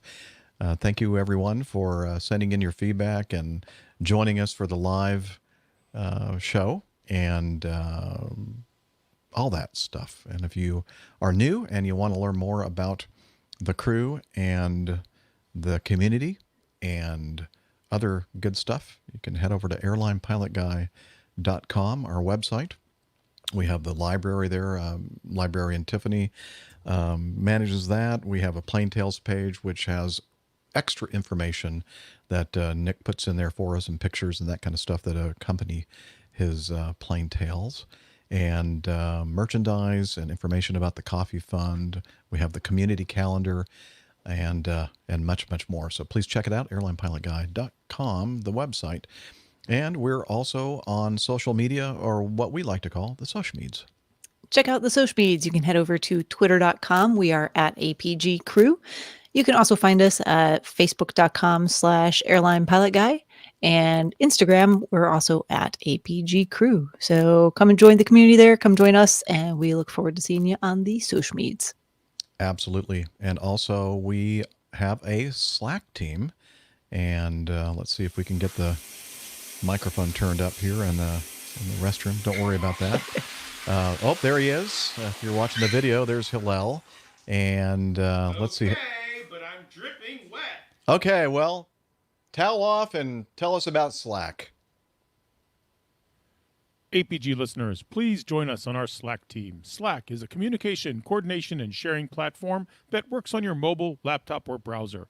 On Slack, we share news and ideas, we suggest episode and Plain Tales topics, we plan events and meetups. To get into the Slack team, please email me at slack@airlinepilotguy.com. That's SLACK Sierra Lima Alpha Charlie Kilo at airlinepilotguy.com, or send me a tweet with your preferred email address to @Hillel, and I'll send you an invitation. That's Hillel, spelled Hotel India 11 Echo 1, and see you in Slack. I said towel off. It's caught in my zipper, Jeff. Okay. I'm sorry. Sorry you had to hear that. Eek. All right. Let's see. Sounds like it needs a doctor. You might, yes. Not A this urologist, doctor. probably. Yeah. Not my specialty. All right. Well, anyway, we also have a big, our producer director, Liz, does a lot of work on the show before the show and after, but even more nowadays during the show. She's doing a lot of stuff in the background and helping us with the overlays and video clips and everything else going on. So, and just in general keeps us straight, mostly me. So a big round of applause to Liz, our producer director Liz. in Toronto, Thank you, Liz. We love Ontario, you. Canada. And we really appreciate all the hard work, Liz. And until next time, wishing you all clear skies, unlimited visibility, and tailwinds. Take care, and God bless. Cheers, y'all. Bye, buddy.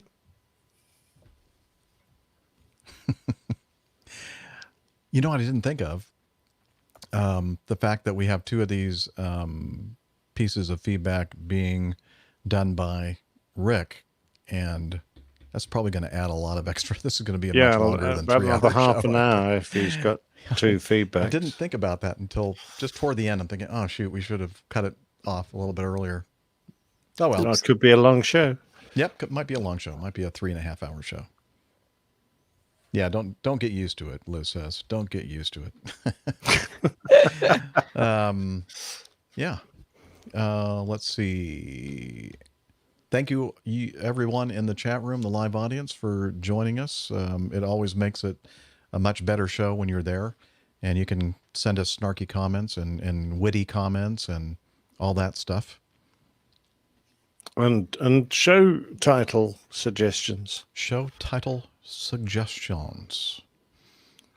I think Liz has jotted down a couple. Yeah, she's Good. Shaking her head. Yeah. Let's see if anybody has anything that just stands out and just says, yeah, that's it. Apparently the chat room is quite, or the live feed is quite laggy today, apparently, because notice somebody was saying, oh, yeah, iHall said, Mr. Boxes said that the feed was lagging quite considerably. Well, not seeing anything. I think you're right, Liz. I think maybe everybody has just gone to sleep or gone to dinner or died. They're not dead yet. Not quite. Uh-oh. It's because we didn't get that vaccine for the APG syndrome on time. I mean, there are bound to be a few losses. Yep. Well, that's probably just life. the expendable ones. Yeah, the ones that really we won't worry about them. Oh, here we go. Now they're starting to pour in. Oh, hey. We just had to start insulting them a little bit, and then they, Mr. come Box back to is that's a great suggestion there. There's period. nothing. A period? There's a period. No, Mr. Boxes, is that his formal part title two now? Today, Neil. Just what you saw is what you get. Sorry. When cats fly. Yeah. In order to get attention, I need to send in a feedback. Wait, it's coming. Uh-oh. That sounds like a threat. What? Arnie. Doesn't it? Okay. What, I mean, is he expecting us? Is he actually sending us feedback right now? That's what it sounds like. Okay. Or maybe sometime in the next 500 episodes. Bit late. Yeah. Here, let me bring up my email program and see what's going on there. Does this thing work? Is he referring to this thing, or is that a show title suggestion? By looking at the way they came in a batch and the fact we haven't done anything since, I think I it's see. just a glitch with the yeah, it's kind of chat glitchy room. today, isn't it? Yeah.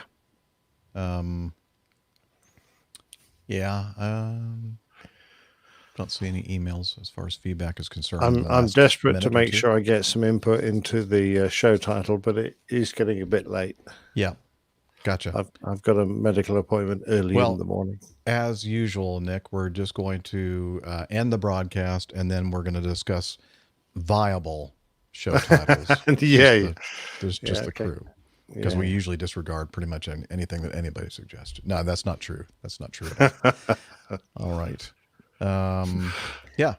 Well, let's end it then. All right. Sorry, folks, we have to end this. Yeah. We appreciated knowing you. Yep. Take care. That sounds very final. It is. All right. See you next week, I guess.